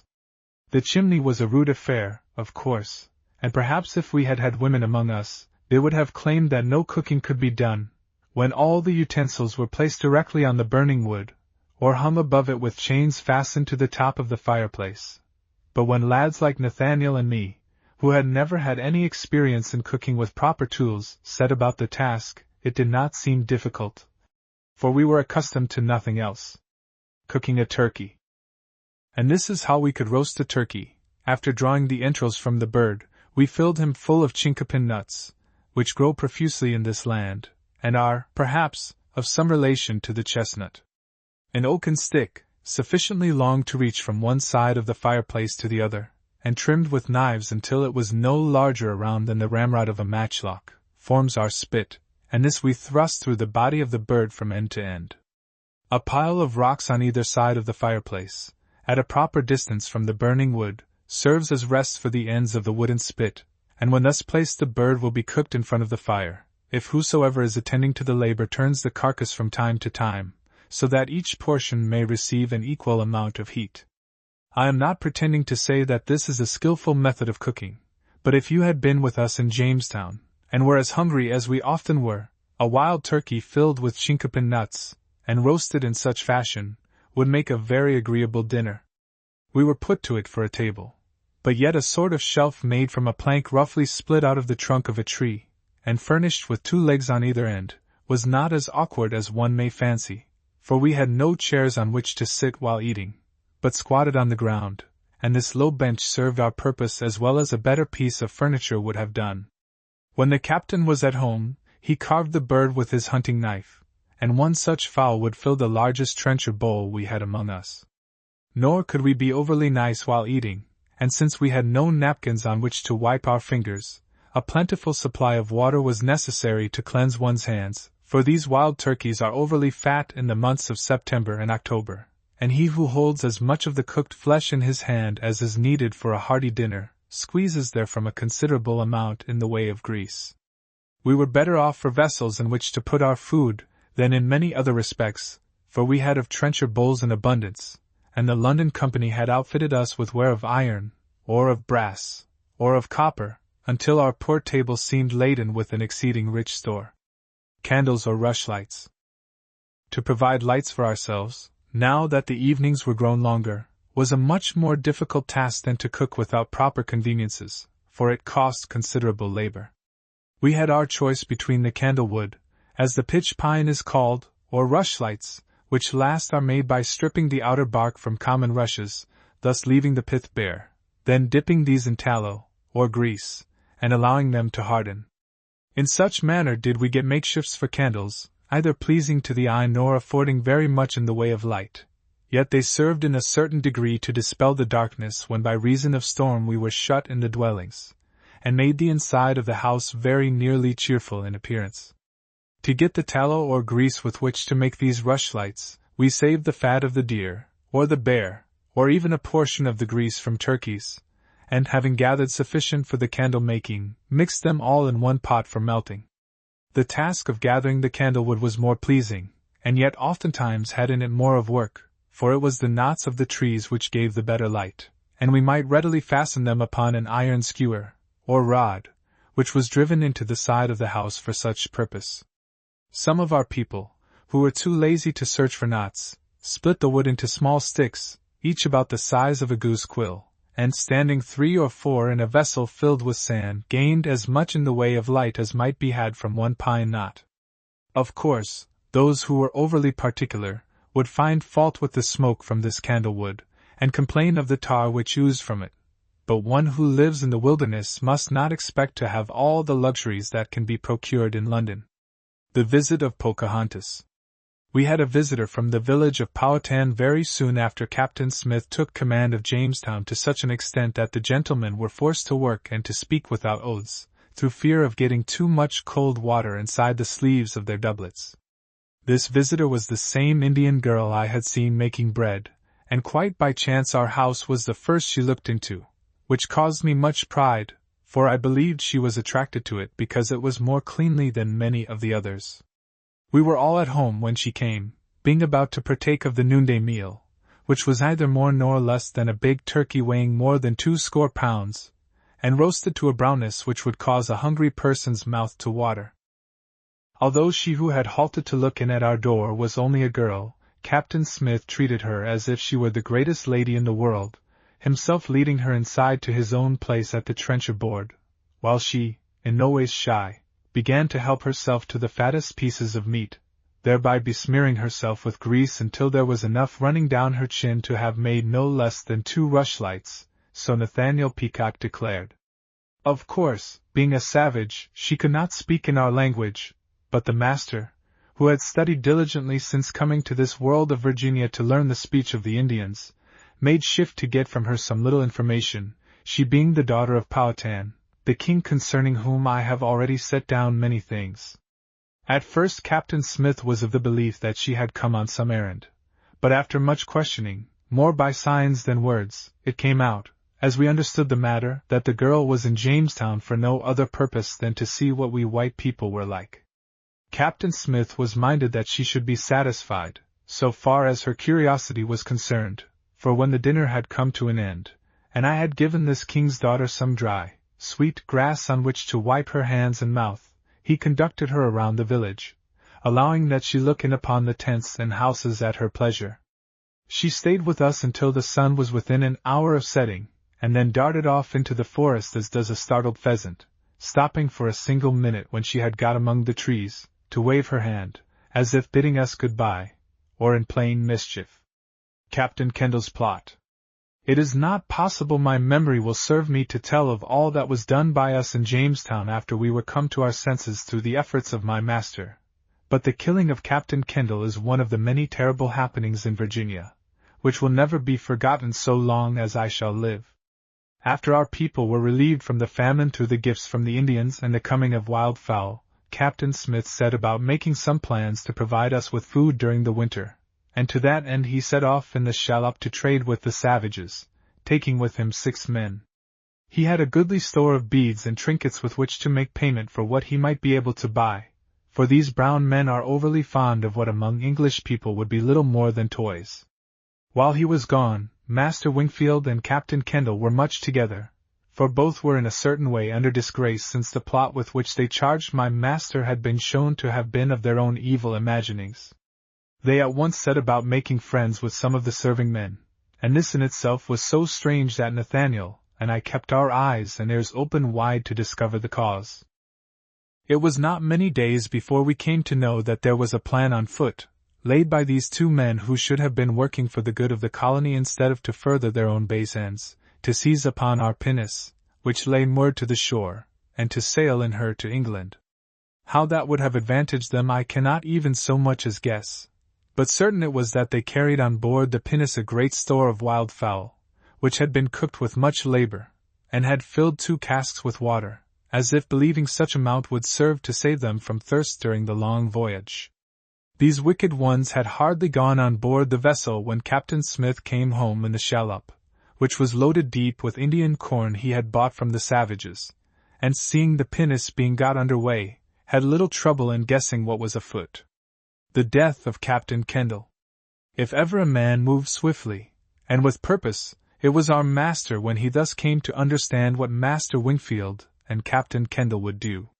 He was on shore before those in the pinnace could hoist the sails, and calling upon all who remained true to the London Company to give him aid, had 3 of our small cannon, which were already loaded with shot, aimed at the crew of mutineers. 5 men, each with a matchlock in his hand, stood ready to fire upon those who would at the same time desert and steal from us, and Captain Smith gave the order for Captain Kendall and Master Wingfield to come on shore without delay. For reply Captain Kendall discharged his firearm, hoping to kill my master, and then those on the bank emptied their matchlocks with such effect that Captain Kendall was killed by the first volley, causing Master Wingfield to scuttle on shore in a twinkling lest he suffer a like fate. The whole bloody business was at an end in less than a quarter hour, but the effect of it was not so soon wiped away, for from that time each man had suspicion of his neighbor, fearing lest another attempt be made to take from us the pinnace, which we looked upon as an ark of refuge, in case the savages should come against us in such numbers that they could not be resisted. Captain Smith's expedition and return. Until winter was come we had food in plenty, for one could hardly send a charge of shot toward the river without bringing down swans, ducks, or cranes, while from the savages we got sufficient for our daily wants, meal made from the corn, pumpkins, peas, and beans. But this did not cause Captain Smith to give over trying to buy from the Indians a store of corn for the winter, and shortly after Captain Kendall's death, he set off with 9 white men and 2 Indian guides in a barge, counting to go as far as the head of the Chickahominy River. This time 22 long, dreary days went by without his return, and we mourned him as dead, believing the savages had murdered him. The discontented ones were in high glee because of thinking the man who had forced them to do that which they should, had gone out from their world forever, and we 2 lads were plunged in deepest grief, for in all the great land of Virginia, Captain Smith was our only true friend. Then arrived that day when he suddenly appeared before us, having come to no harm, and as Master Hunt lifted up his hands in a prayer of thanksgiving because the man who was so sadly needed in Jamestown had returned, I fell on my knees, understanding for the first time in my life how good God could be to us in that wilderness. I would that I might describe the scene in our house that night, when Master Hunt was come to hear what all knew would be a story of wildest adventure, for it went without saying that my master never would have remained so long absent from Jamestown had it been within his power to return sooner. An exciting adventure. We waited to hear the tale until he had refreshed himself after the long journey, and then what Captain Smith told us was like unto this, as I remember it.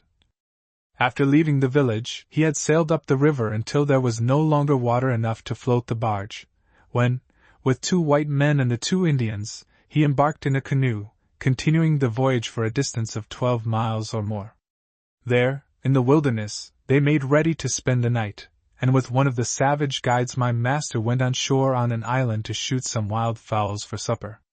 He had traveled a short distance from the boat, when he heard cries of the savages in the distance, and looking back, saw that one of the men had been taken prisoner, while the other was fighting for his life. At almost the very minute when he saw this terrible thing, he was suddenly beset by more than 200 yelling, dancing savages, who were sweeping down upon him as if believing he was in their power beyond any chance. The Indian guide, who appeared to be terribly frightened, although it might have been that he was in the plot to murder my master, would have run away, but that Captain Smith held him fast while he fired one of his pistols to keep the enemy in check. Understanding that he must do battle for his life, my master first took the precaution to bind the Indian guide to his left arm, by means of his belt, in such fashion that the fellow would serve as a shield against the shower of arrows the savages were sending through the air. Protected in this manner, Captain Smith fought bravely, as he always does, and had succeeded in killing 2 of the Indians with his matchlock, when suddenly he sank knee-deep into a mire. It seems that he had been retreating toward the canoe, hoping to get on board her where would be some chance for shelter, and was so engaged with the savages in front of him as to give little heed to his steps. Once he was held prisoner by the mud, the enemy quickly surrounded him, and he could do no better than surrender. Instead of treating him cruelly, as might have been expected, these brown men carried him from village to village, as if exhibiting some strange animal. Taken before Powhatan. When he was first made captive, the Indians found his compass, and were stricken with wonder because, however the instrument might be turned, the needle always pointed in the same direction. The glass which protected the needle caused even more amazement, and believing him to be a magician, they took him to Powhatan. After many days of traveling, the savages were come with their prisoner to Powhatan's village, where Captain Smith was held close prisoner in one of the huts, being fairly well treated and fed in abundance, until the king, who had been out with a hunting party, came home. Twice while he was thus captive did Captain Smith see the girl Pocahontas, who had visited him in Jamestown, but she gave no especial heed to him, save as a child who was minded to be amused, until on the day when some of the savages gave him to understand that he was to be killed for having come into this land of theirs, and also for having shot to death some of their tribe. When he was led out of Powhatan's tent of skins, with his feet and hands bound, he had no hope of being able to save his own life, for there was no longer any chance for him to struggle against those who had him in their power. Pocahontas begs for Smith's life. He was forced down on the earth, with his head upon a great rock, while two half-naked savages came forward with heavy stones bound to wooden handles, with which to beat out his brains, and these weapons were already raised to strike, when the girl Pocahontas ran forward, throwing herself upon my master, as she asked that Powhatan give him to her. Now, as we afterward came to know, it is the custom among savages, that when one of their women begs for the life of a prisoner, to grant the prayer, and so it was done in this case, else we had never seen my master again. It is also the custom, when a prisoner has thus been given to one who begged for his life, that the captive shall always be held as slave by her. But Pocahontas desired only to let him go back to Jamestown. Then it was she told her father how she had been treated when visiting us, and Powhatan, after keeping Captain Smith prisoner until he could tell of what he had seen in other countries of the world, set him free. The effect of Captain Smith's return. It was well for us of Jamestown that my master returned just when he did, for already had our gentlemen, believing him dead, refused longer to work, and even neglected the hunting, when game of all kinds was so plentiful. They had spent the time roaming around searching for gold, until we were once more in need of food. The sickness had come among us again, and of all our company, which numbered an 100 when Captain Newport sailed for England, only 38 remained alive. Within 24 hours after Captain Smith came back, matters had so far mended that every man who could move about at will was working for the common good, although from that time, until Captain Newport came again, we had much of suffering. With the coming of winter Nathaniel and I were put to it to do our work in anything like a seemly manner. What with the making of candles, or of rushlights, tanning deer hides in such fashion as Captain Smith had taught us, mending his doublets of leather, as well as our own, keeping the house and ground around it fairly clean, in addition to cooking meals which might tempt the appetite of our master, we were busy from sunrise to sunset. Nor were we without our reward. On rare occasions Captain Smith would commend us for attending to our duties in better fashion than he had fancied lads would ever be able to do, and very often did Master Hunt whisper words of praise in our ears, saying again and again that he would there were in his house 2 boys like us. This you may be sure was more of payment than we had a reasonable right to expect, for certain it is that even at our best the work was but fairly done, as it ever must be when there are houseboys instead of housewives at home. Master Hunt had a serving man, William Rods, and he was not one well fitted to do a woman's work, for in addition to being clumsy, even at the expense of breaking now and then a wooden trencher bowl, he had no thought that cleanliness was, as the preacher often told us, next to godliness. It was he, and such as he, that caused Captain Smith, and those others of the council who were minded to work for the common good, very much of trouble. The rule, as laid down by my master, was that those living in a dwelling should keep cleanly the land round about the outside for a space of 5 yards, and yet again and again have I seen William Rods throw the refuse from the table just outside the door, meaning to take it away at a future time, and always forgetting so to do until reminded by someone in authority. However, it is not for me to speak of such trifling things as these, although had you heard Captain Smith and Master Hunt in conversation, you would not have set them down as being of little importance. Those 2 claimed that only by strict regard to cleanliness, both of person and house, would it be possible for us, when another summer came, to ward off that sickness which had already carried away so many of our company. After Captain Smith had brought matters to rights in the village, setting this company of men to building more houses, and that company to hewing down trees for firewood, which would be needed when the winter had come, Master Hunt made mention of a matter which I knew must have been very near his heart many a day. A new church. During all the time we had been on shore, the only church in Jamestown was the shelter beneath that square of canvas which he himself had put up.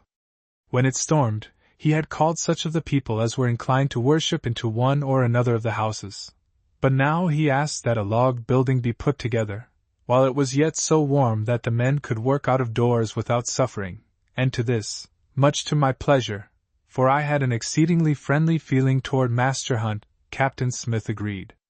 Therefore it was that when the storms of October came, Master Hunt had a place in which to receive those whom he would lead to a better life, and I believe that all our people, the men who were careless regarding the future life, and those who followed the preacher's teachings, felt the better in mind because there was at last in our village a place which would be used for no other purpose than that of leading us into, and helping us to remain in,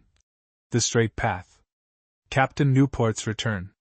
It was at the beginning of the new year, 2 days after my master was set free by the savages, that Captain Newport came back to us, this time in the ship John and Francis, and with him were 50 men who had been sent to join our colony. Fortunately for us there were but few gentlemen among them, therefore did the work of building the village go on much more rapidly, because there were laborers in plenty.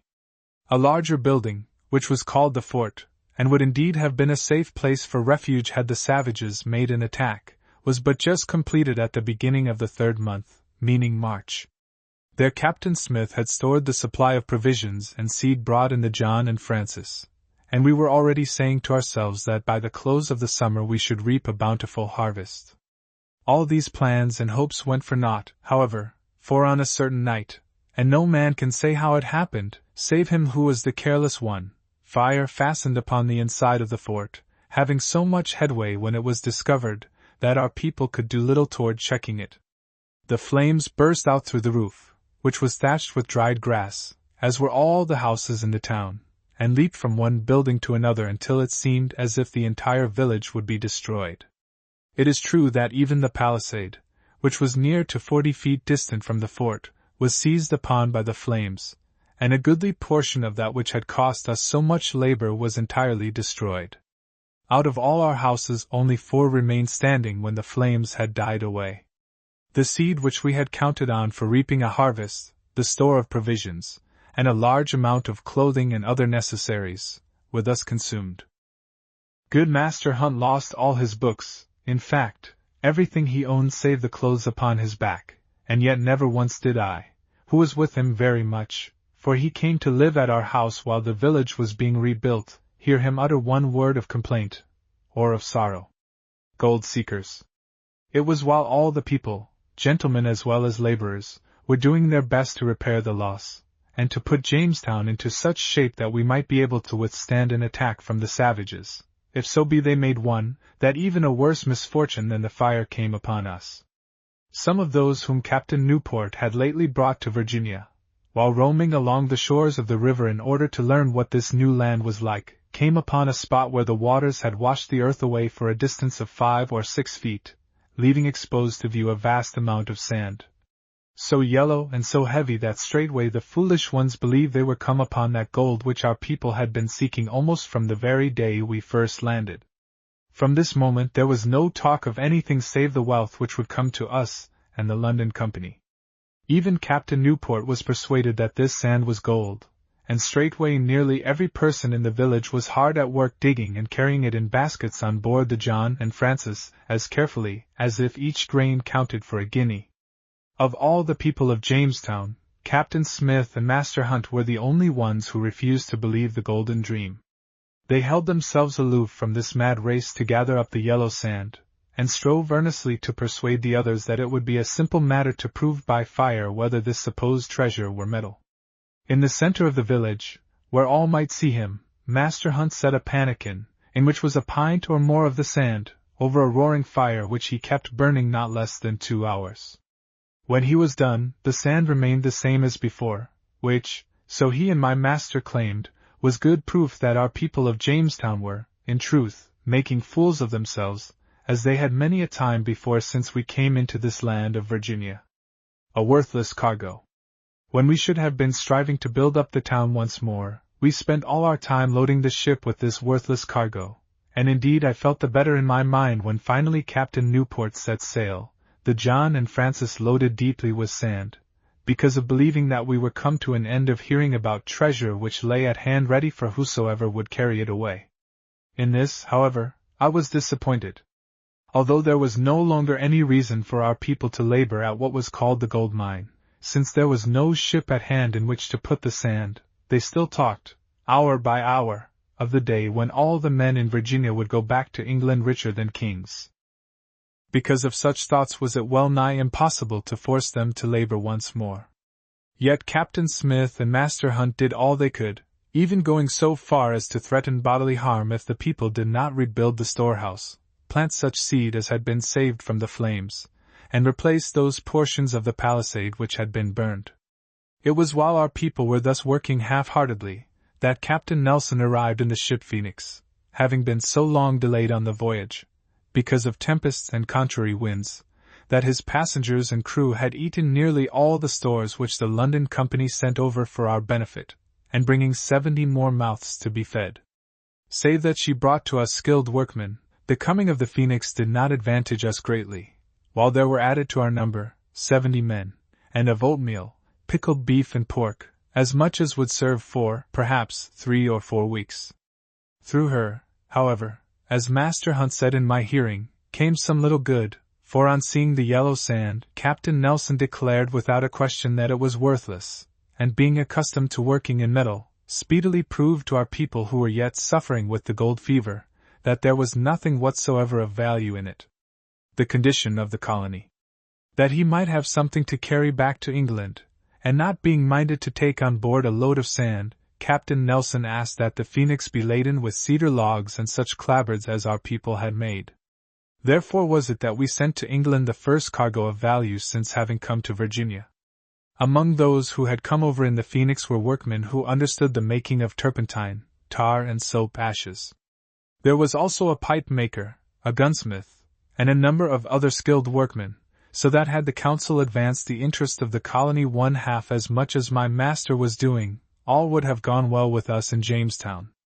As it was, however, the president of the council, so Master Hunt has declared many times, and of a verity he would not bear false witness, often countenanced the men in rebellion against my master's orders, until, but for the preacher's example, we might never have put into the earth our first seed.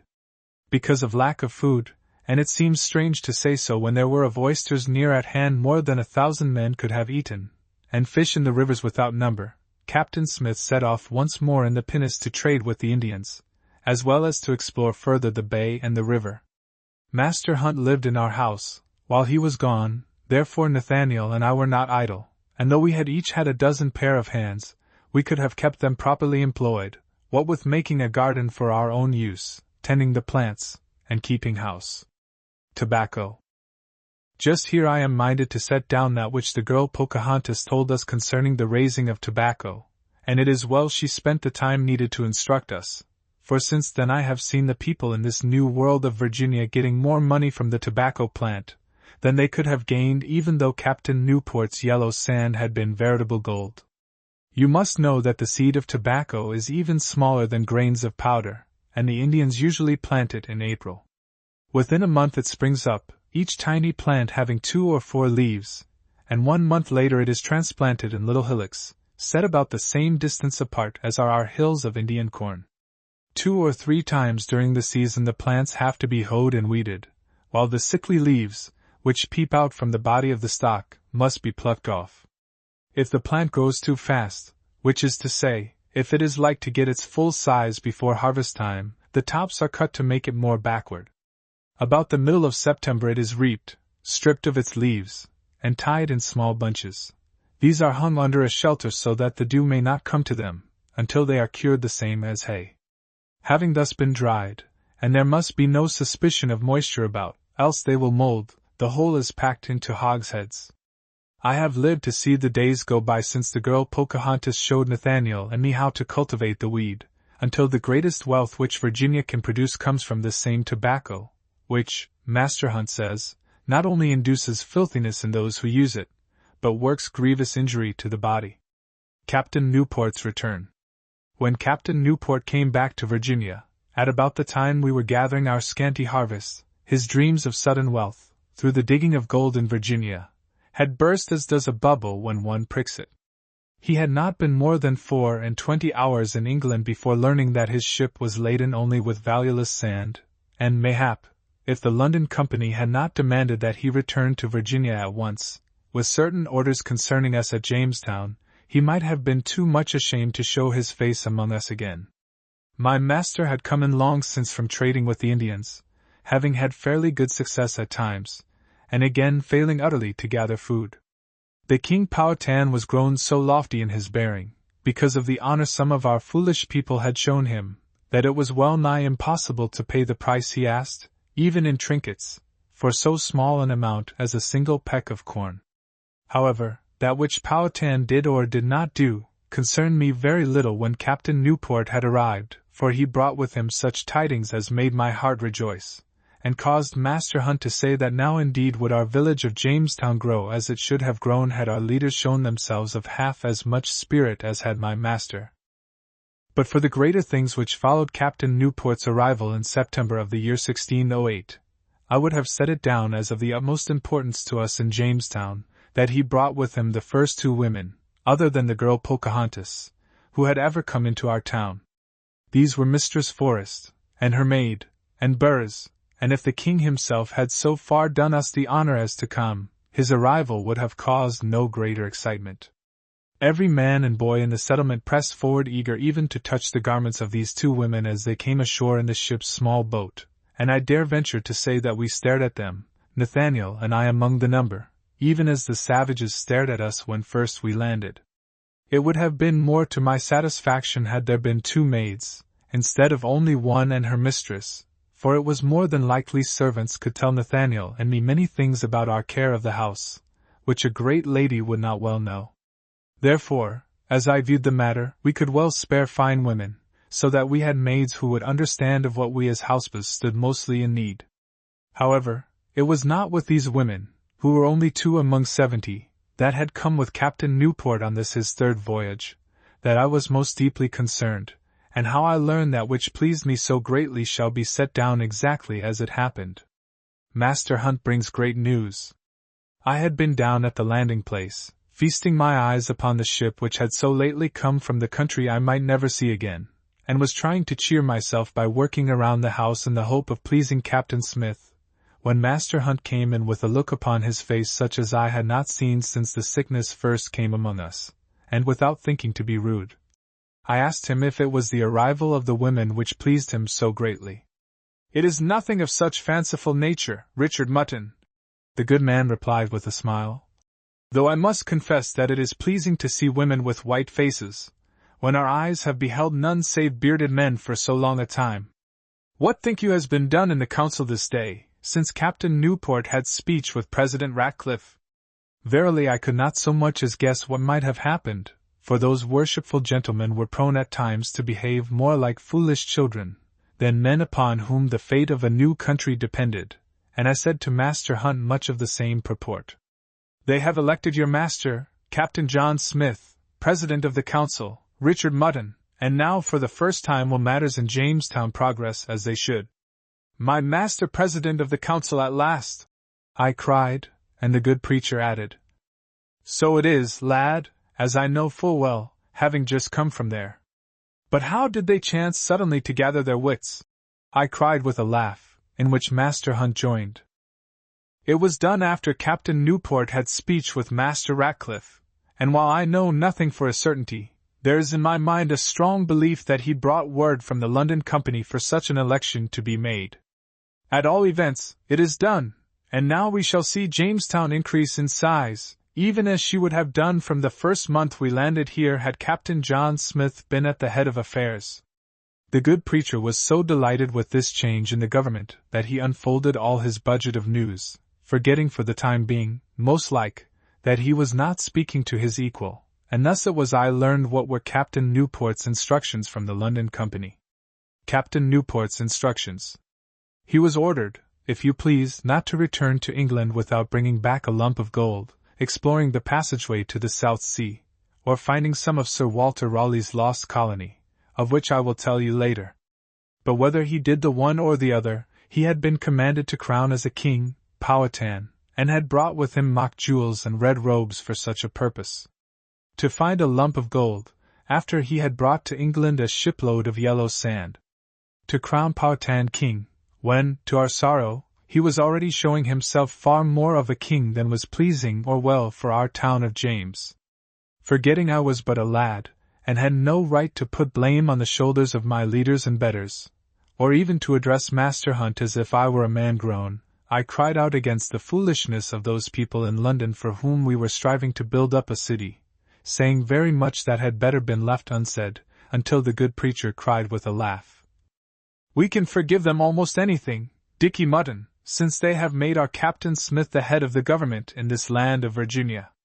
And now I will tell you, as Master Hunt told me, the story of this lost colony of Roanoke, which the London Company had commanded Captain Newport to find. You must know that English people had lived in this land of Virginia before we came here in 1606, and while it does not concern us of Jamestown, except as we are interested in knowing the fate of our countrymen, it should be set down, lest we so far forget as to say that those of us who have built this village are the first settlers in the land. The story of Roanoke. 21 years before we sailed from London, Sir Walter Raleigh sent out a fleet of 7 ships, carrying 107 persons, to Virginia, and Master Ralph Lane was named as the governor. They landed on Roanoke Island, but because the Indians threatened them, and because just at that time when they were most frightened, Sir Francis Drake came by with his fleet, they all went home, not daring to stay any longer. 2 years after that, which is to say 19 years before we of Jamestown came here, Sir Walter Raleigh sent over 116 people, among whom were men, women and children, and they also began to build a town on Roanoke Island. John White was their governor, and very shortly after they came to Roanoke, his daughter, Mistress Ananias Dare, had a little baby girl, the first white child to be born in the New World, so they named her Virginia. Now these people, like ourselves, were soon sorely in need of food, and they coaxed Governor John White to go back to England, to get what would be needed until they could gather a harvest. At the time he arrived at London, England was at war with the Spanish people, and it was 2 years before he found a chance to get back. When he finally arrived at Roanoke Island, there were no signs of any of his people to be found, except that on the tree was cut the word Croatan, which is the name of an Indian village on the island nearby. That was the last ever heard of all those 116 people. 5 different times Sir Walter Raleigh sent out men for the missing ones, but no traces could be found, not even at Croatan, and no one knows whether they were killed by the Indians, or wandered off into the wilderness where they were lost forever. You can see by the story that the London Company had set for Captain Newport a very great task when they commanded him to do what so many people had failed in before him. And now out of that story of the lost colony, as Master Hunt told Nathaniel and me, grows another which also concerns us in this new land of Virginia. You will remember I have said that Master Ralph Lane was the governor of the first company of people who went to Roanoke Island, and afterward, getting discouraged, returned to England. Now this Master Lane, and the other men who were with him, learned from the Indians to smoke the weed called tobacco, and carried quite a large amount of it home with them. Not only Sir Walter Raleigh, who knew Master Lane very well, but many other people in England also learned to smoke, and therefore it was that when we of Jamestown began to raise tobacco, it found a more ready sale in London than any other thing we could send over. Once this was known, our people gave the greater portion of their time to cultivating the Indian weed. The crowning of Powhatan. Very nearly the first thing which my master did after having been made president of the council, was to obey the orders of the London Company, by going with Captain Newport to Powhatan's village in order to crown him like a king. This was not at all to the pleasure of the savage, who failed of understanding what my master and Captain Newport meant, when they wanted him to kneel down so they might put the crown upon his head. If all the stories which I have heard regarding the matter are true, they must have had quite a scrimmage before succeeding in getting him into what they believed was a proper position to receive the gifts of the London Company. Our people, so Master Hunt told me, were obliged to take him by the shoulders and force him to his knees, after which they clapped the crown on his head, and threw the red robe around his shoulders in a mighty hurry lest he show fight and overcome them.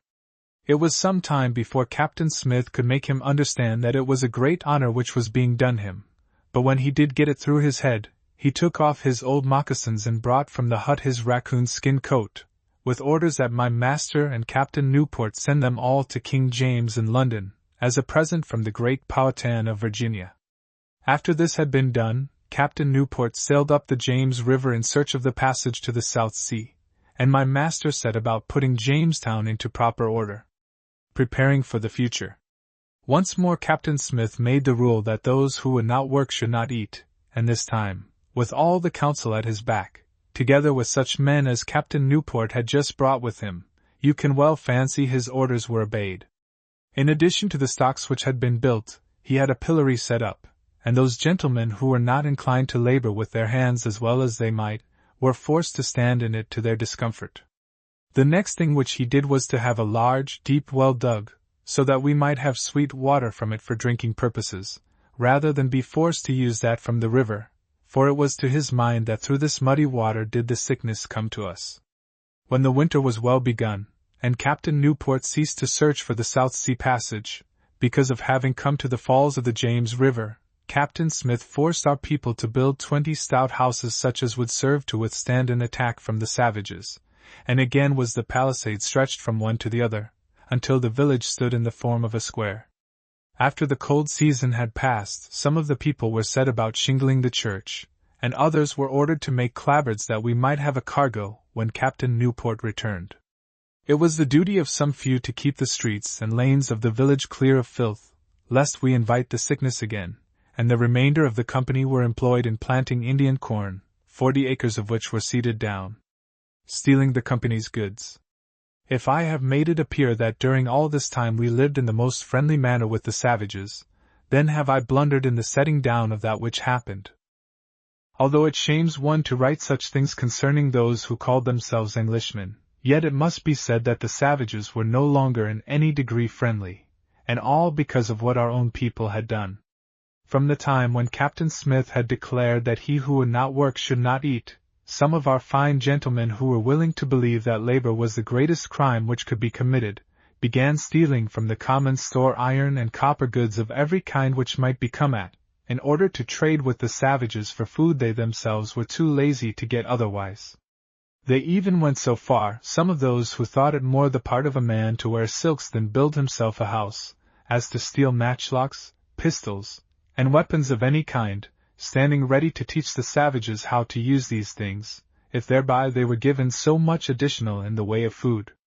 As our numbers increased, by reason of the companies which were brought over by Captain Newport and Captain Nelson, so did the thievery become the more serious until on one day I heard Master Hunt tell my master, that of 40 axes which had been brought ashore from the Phoenix and left outside the storehouse during the night, but 8 were remaining when morning came. What the thieving led to. Now there was more of mischief to this than the crime of stealing, or of indolence. The savages came to understand they could drive hard bargains, and so increased the price of their corn that Captain Smith set it down in his report to the London Company, that the same amount of copper, or of beads, which had, 1 year before, paid for 5 bushels of wheat, would, within a week after Captain Newport came in search of the lost colony, pay for no more than 1 peck.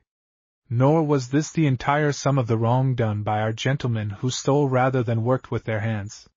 The savages, grown bold now that they had firearms and knew how to use them, no longer had the same fear of white people as when Captain Smith, single-handed, was able to hold 200 in check, and strove to kill us of Jamestown whenever they found opportunity.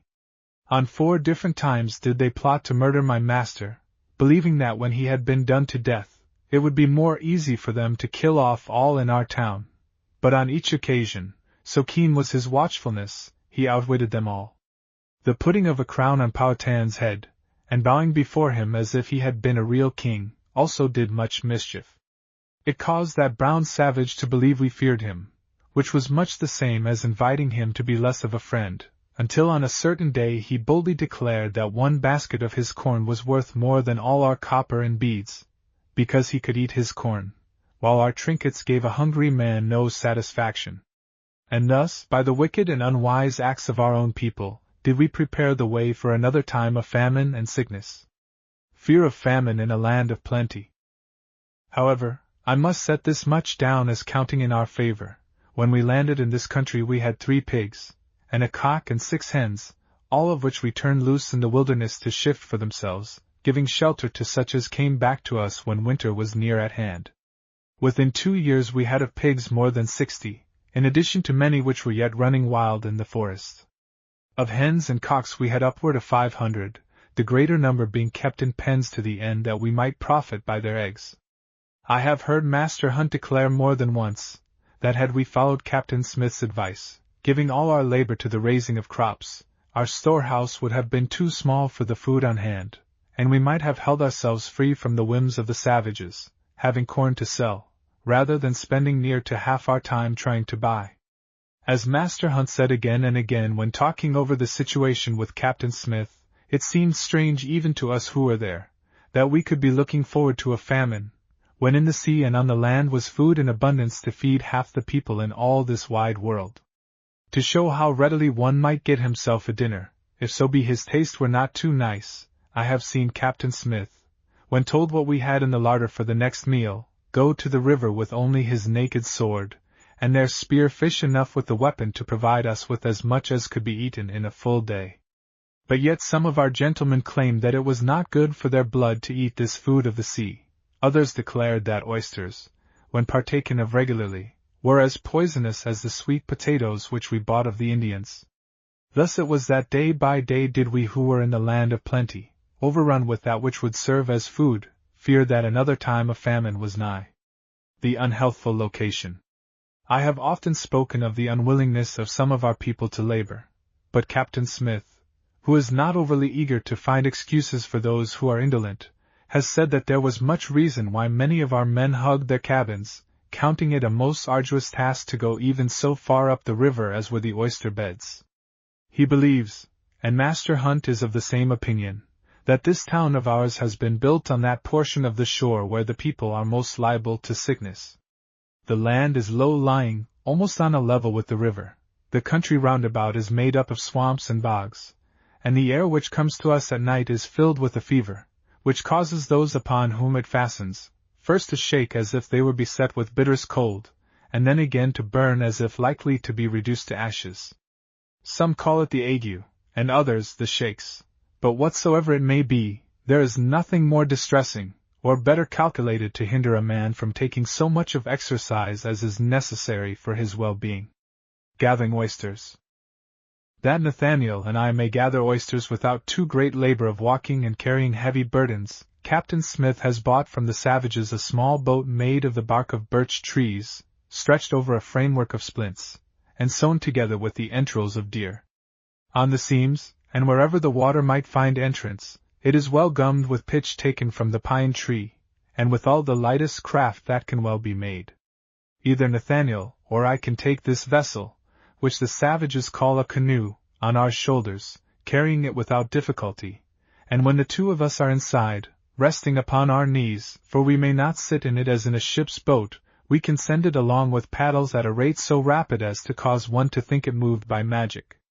With this canoe Nathaniel and I may go to the oyster beds, and in half an hour put on board as large a cargo of shellfish as she will carry, in addition to our own weight, coming back in a short time with as much food as would serve a dozen men for 2 days. If these oysters could be kept fresh for any length of time, then would we have a most valuable store near at hand. But like other fish, a few hours in the sun serves to spoil them. Preparing sturgeon for food. Of the fish called the sturgeon, we have more than can be consumed by all our company, but one cannot endure the flavor day after day, and therefore is it that we use it for food only when we cannot get any other. Master Hunt has shown Nathaniel and me how we may prepare it in such a manner as to change the flavor. It must first be dried in the sun until so hard that it can be pounded to the fineness of meal. This is then mixed with caviar, by which I mean the eggs, or roe of the sturgeon, with sorrel leaves, and with other wholesome herbs. The whole is made into small balls, or cakes, which are fried over the fire with a plentiful amount of fat. Such a dish serves us for either bread or meat, or for both on a pinch. Therefore, if we lads are careful not to waste our time, Captain Smith may never come without finding in the larder something that can be eaten. Turpentine and tar. To us in Jamestown the making of anything which we may send back to England for sale is of such great importance that we are more curious regarding the manner in which the work is done than would be others who are less eager to see piled up that which will bring money to the people.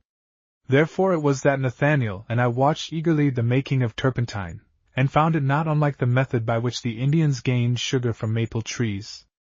A strip of bark is taken from the pine, perhaps 8 or 10 inches long, and at the lower end of the wound thus made, a deep notch is cut in the wood.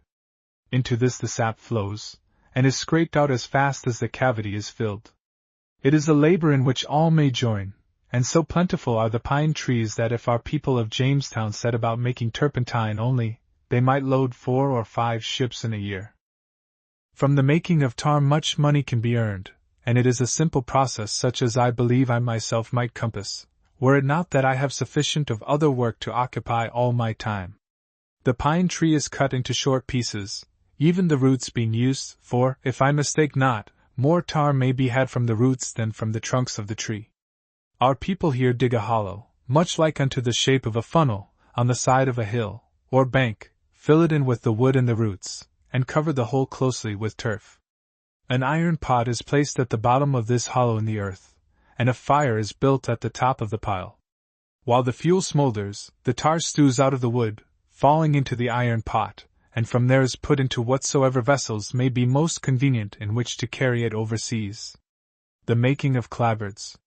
There is far greater labor required in the making of clapboards, and it is of a wearisome kind, but Captain Newport declares that clapboards made of our Virginia cedar are far better in quality than any to be found in England. Therefore it is Captain Smith keeps as many men as he may, employed in this work, which is more tiring than difficult. The trunks of the trees are cut into lengths of 4 feet, and trimmed both as to branches and bark. An iron tool called a froe, which is not unlike a butcher's cleaver, is then used to split the log into thin strips, one edge of which is 4 or 5 times thicker than the other. You will understand better the method by picturing to yourself the end of a round log which has been stood upright for convenience of the workman. Now, if you place a froe in such a position that it will split the thicknesses of an inch or less from the outer side, you will find that the point of the instrument, which is at the heart of the tree, must come in such manner as to make the splint very thin on the inner edge. The froe is driven through the wood by a wooden mallet, to the end that the sides of the clapboard may be fairly smooth. Master Hunt has told me that if we were to put on board a ship the size of the John and Francis, as many clapboards as she could swim under, the value of the cargo would be no less than £500, and they would have a ready sail in London, or in other English ports. Providing for the children. And now, before I am come to the most terrible time in the history of our town of James, let me set down that which the London Company has decreed, for it is of great importance to all those who, like Nathaniel and me, came over into this land of Virginia before they were men and women grown. Master Hunt has written the facts out fairly, to the end that I may understand them well, he having had the information from Captain Newport, for it was the last decree made by the London Company before the John and Francis sailed. I must say, however, that the reason why this decree, or order, whichever it may be called, has been made, was to the end that men and women, who had large families of children, might be induced to join us here in Jamestown, as if we had not already mouths enough to feed. The Council of the Company has decided to allow the use of 25 acres of land for each and every child that comes into Virginia, and all who are now here, or may come to live at the expense of the company, are to be educated in some good trade or profession, in order that they may be able to support themselves when they have come to the age of 24 years, or have served the time of their apprenticeship, which is to be no less than 7 years. It is further decreed that all of those children when they become of age or marry, whichever shall happen first, are to have freely given and made over to them 50 acres of land apiece, which same shall be in Virginia within the limits of the English plantation. But these children must be placed as apprentices under honest and good masters within the grant made to the London Company, and shall serve for 7 years, or until they come to the age of 24, during which time their masters must bring them up in some trade or business. Dreams of the future. On hearing this, the question came into my mind as to whether Nathaniel and I could be called apprentices, inasmuch as we were only houseboys, according to the name Captain Smith gave us. Master Hunt declared that being apprentices to care for the family was of as much service as if we were learned in the trade of making tar, clapboards, or of building ships, and he assured me that if peradventure he was living when we had been in this land of Virginia 7 years, it should be his duty to see to it that we were given our 50 acres of land apiece. Thus, understanding that we might ourselves in turn one day become planters, Nathaniel and I had much to say, one with the other, concerning what should be done in the future. We decided that when the time came for us to have the land set off to our own use, we would strive that the 2 lots of 50 acres each be in one piece. Then would we set about raising tobacco, as the Indian girl Pocahontas taught us, and who can say that we might not come to be of some consequence, even as are Captain Smith and Master Hunt, in this new world. A plague of rats. And now am I come to the spring of 1609, when befell us that disaster which marked the beginning of the time of suffering, of trouble, and of danger which was so near to wiping out the settlement of Jamestown that the people had already started on their way to England. The day had come when we should put into the ground our Indian corn that a harvest might follow. The supply, which was to be used as seed, had been stored in casks and piled up in the big house wherein were kept our goods. When those who had been chosen to do the planting went for the seed, it was found to have been destroyed by rats, and not only the corn, but many other things which were in the storehouse, had been eaten by the same animals. Master Hunt maintained, and Captain Smith was of the same opinion, that when the Phoenix was unloaded, the rats came ashore from her, finding lodging in that building which represented the vital spot of our town. Howsoever the pest came there, certain it was we should reap no harvest that year, unless the savages became more friendly than they had lately shown themselves, and as to this we speedily learned. Treachery during Captain Smith's absence. When Captain Smith set off in the pinnace in order to buy what might serve us as seed, he found himself threatened by all the brown men living near about the shores of the bay, as if they had suddenly made up a plot to kill us, and never one of them would speak him fairly. It was while my master was away that 2 Dutchmen, who came over in the Phoenix and had gone with Captain Smith in the pinnace, returned to Jamestown, saying to Captain Wynne, who was in command at the fort, that Captain Smith had use for more weapons because of going into the country in the hope of finding Indians who would supply him with corn. Not doubting their story, the captain supplied them with what they demanded, and, as was afterward learned, before leaving town that night they stole many swords, pike heads, shot and powder, all of which these Dutch thieves carried to Powhatan. If these 2 had been the only white men who did us wrong, then might our plight not have become so desperate, but many there were, upwards of 16 so Master Hunt declared, who from day to day carried away secretly such weapons and tools, or powder and shot, as they could come upon, thereby trusting to the word of the savages that they might live with them in their villages always, without doing any manner of work.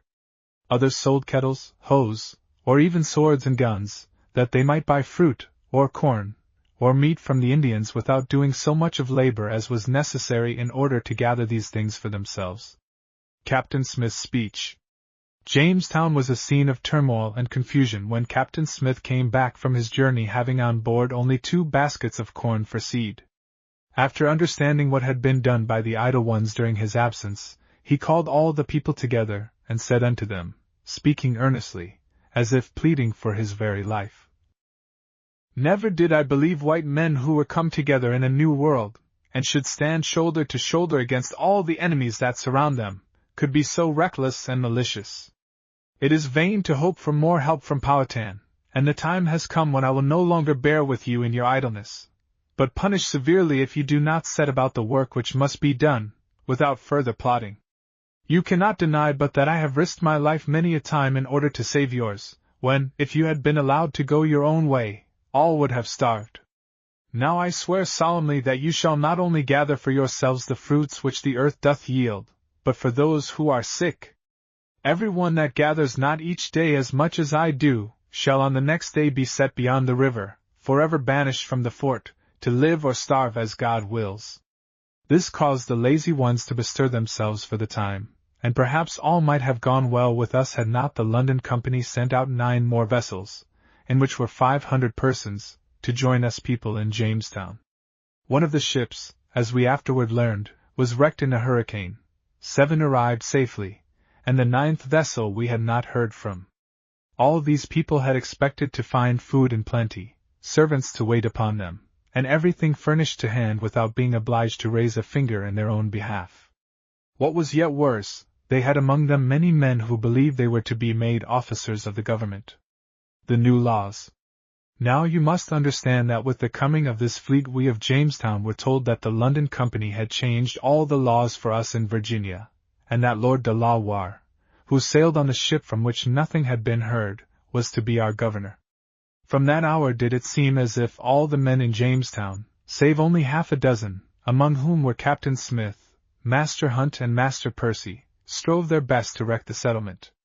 Because Lord de la Warr, the new governor, had not arrived, many of the newcomers refused to obey my master, and they were so strong in numbers that it was not possible for him to force them to his will. Each man strove for himself, regardless of the sick, or of the women and children. Some banded themselves together in companies, falling upon such Indian villages as they could easily overcome, and murdered and robbed until all the brown men of Virginia stood ready to shed the blood of every white man who crossed their path. Then came that which plunged Nathaniel and me into deepest grief. The accident. Captain Smith had gone up the bay in the hope of soothing the trouble among the savages, and failing in this effort, was returning, having got within 24 hours' journey of Jamestown, when the pinnace was anchored for the night. The boat's company lay down to sleep, and then came that accident, if accident it may be called, the cause of which no man has ever been able to explain to the satisfaction of Master Hunt or myself.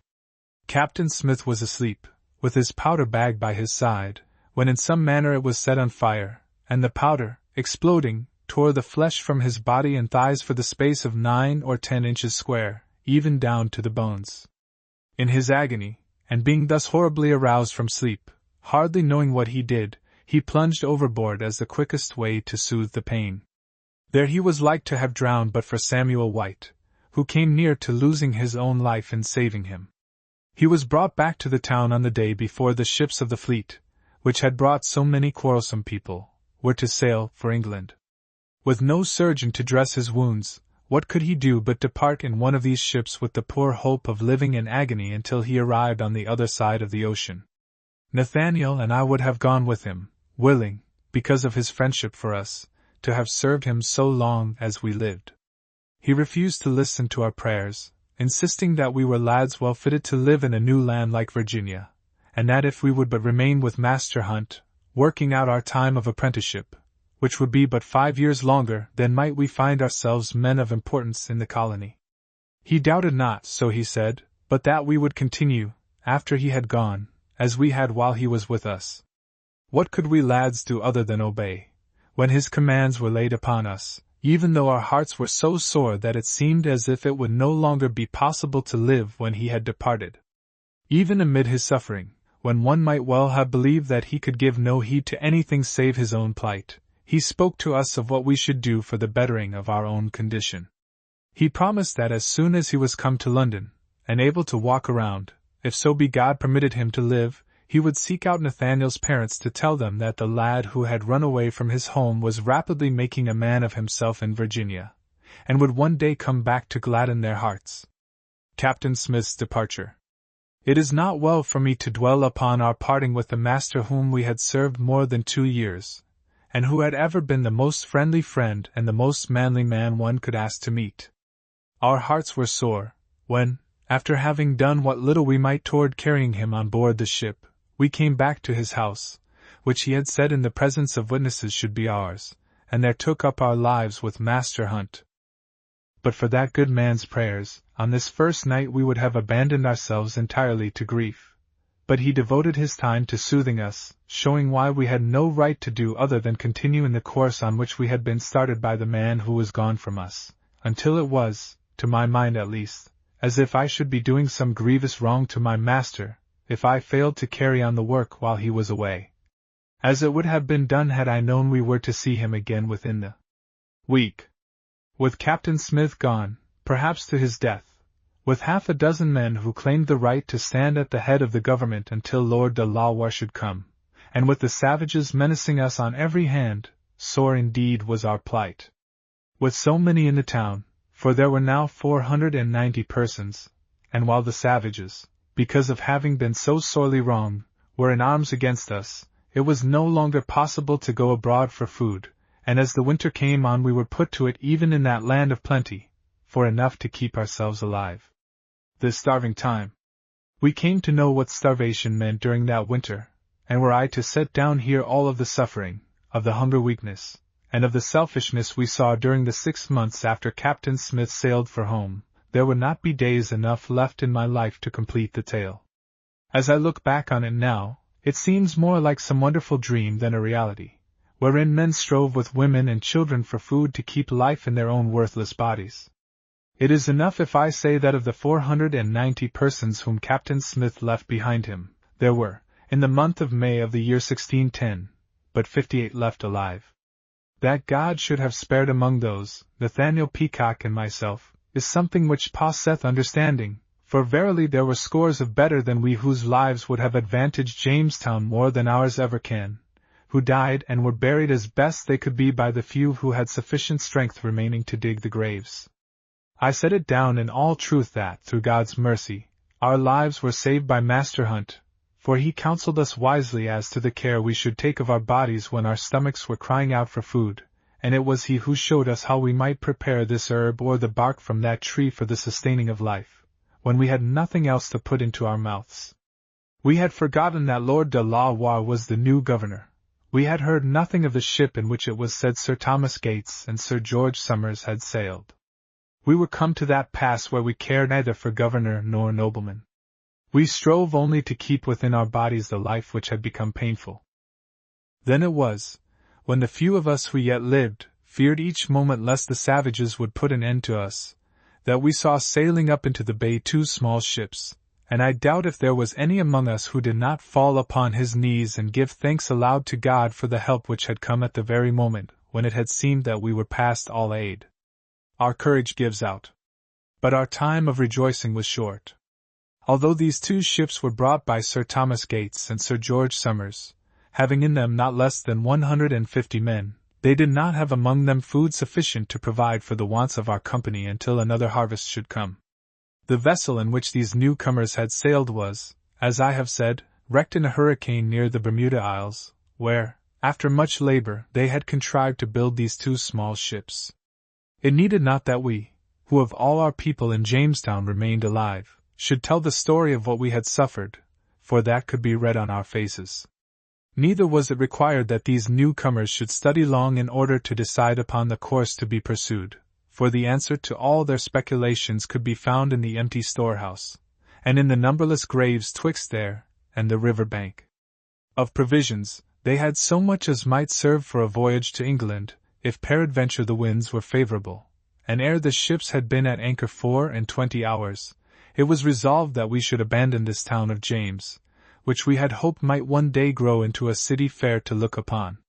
An attempt to build up a nation in this new land of Virginia, of which ours was the third, had cost of money and of blood more than man could well set down, and now, after all this brave effort on the part of such men as Captain Smith, Master Hunt and Master Percy, it was to go for naught. Once more were the savages to hold undisputed possession of the land which they claimed as their own. Abandoning Jamestown. Now, even though Nathaniel Peacock and I had known more of suffering and of sorrow than of pleasure in Jamestown, our hearts were sore at leaving it.